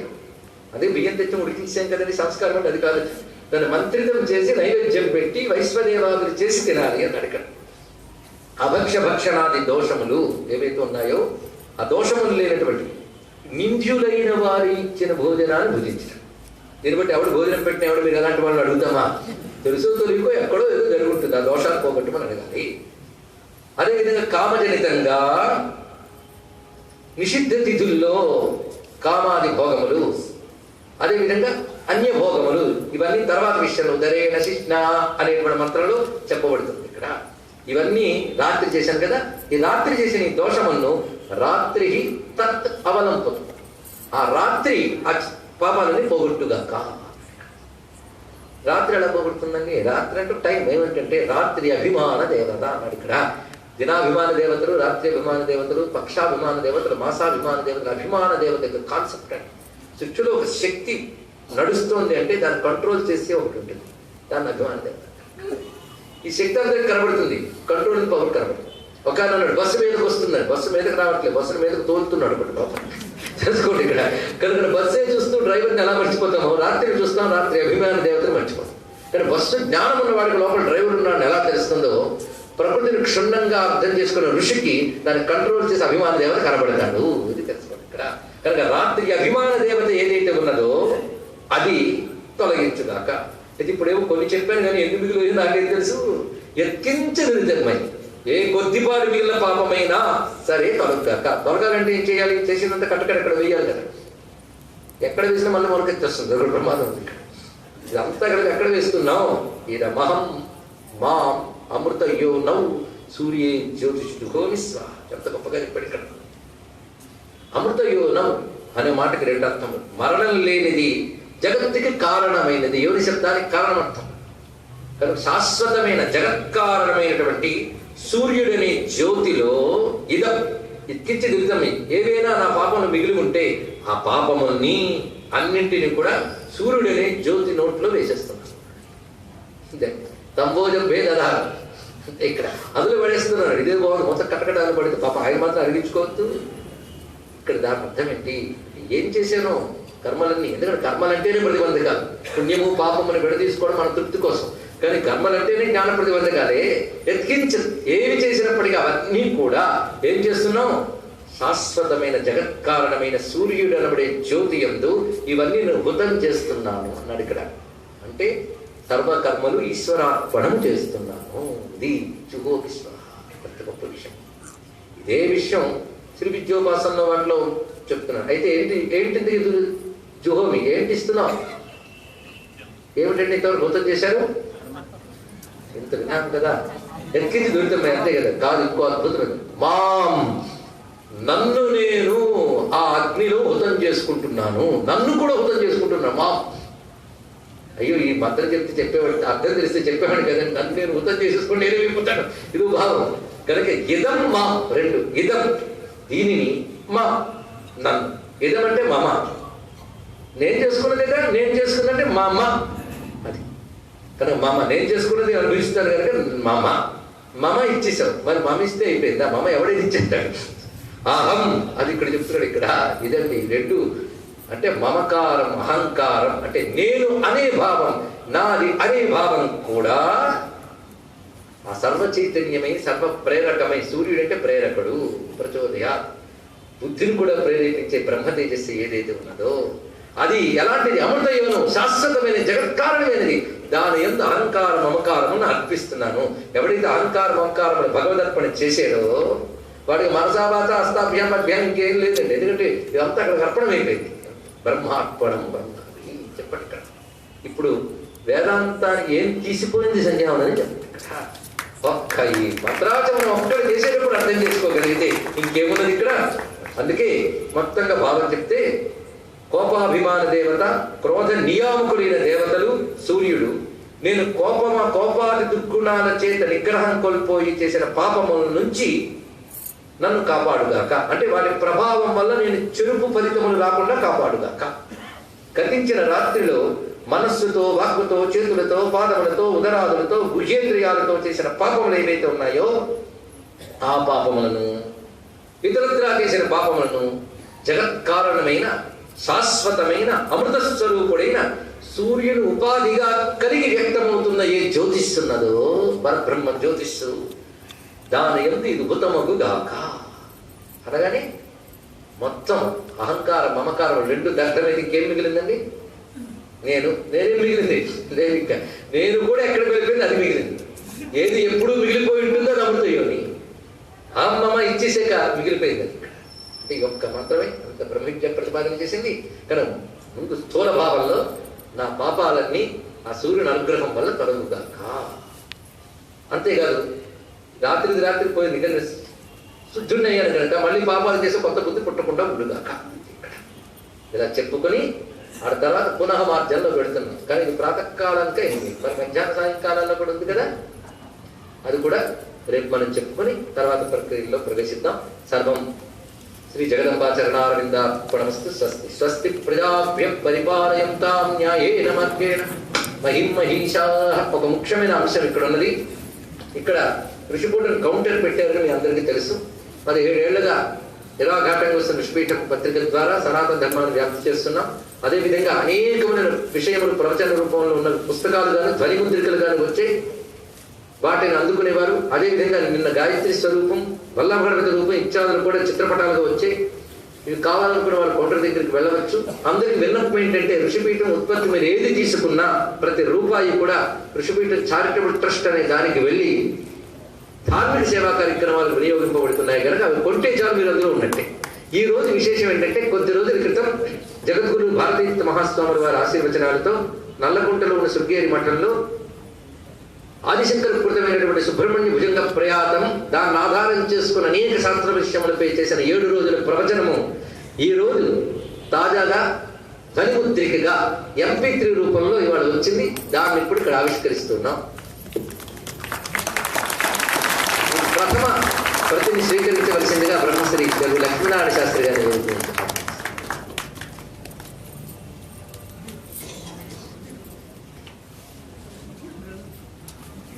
స్వస్తి ప్రజాభ్యం పరిపాలయంతాం న్యాయేన మార్గేణ మహిమహేషాః గోబ్రాహ్మణేభ్యः శుభమస్తు నిత్యం లోకాః సమస్తాః సుఖినో భవంతు. కాలే వర్షతు పర్జన్యః పృథివీ సస్యశాలినీ దేశోऽयं క్షోభరహితో బ్రాహ్మణాः సन्तు నిర్భయాः అపుత్రాः పుత్రిణः సन्तు పుత్రిణः సन्तు పౌత్రిణः అధనాः సధనాः సन्तు జీవంతు శరదాం శతం మంగళం కోసలేంద్రాయ మహనీయ గుణాత్మనే చక్రవర్తి తనూజాయ సార్వభౌమాయ మంగళం వేద వేదాంత వేద్యాయ మేఘశ్యామలముక్తయే పుంసాం మోహన రూపాయ పుణ్యశ్లోకాయ మంగళం. శ్రీమద్రమారమణ గోవిందో హరి గోవింద నమః పార్వతీపతయే హర హర మహాదేవ.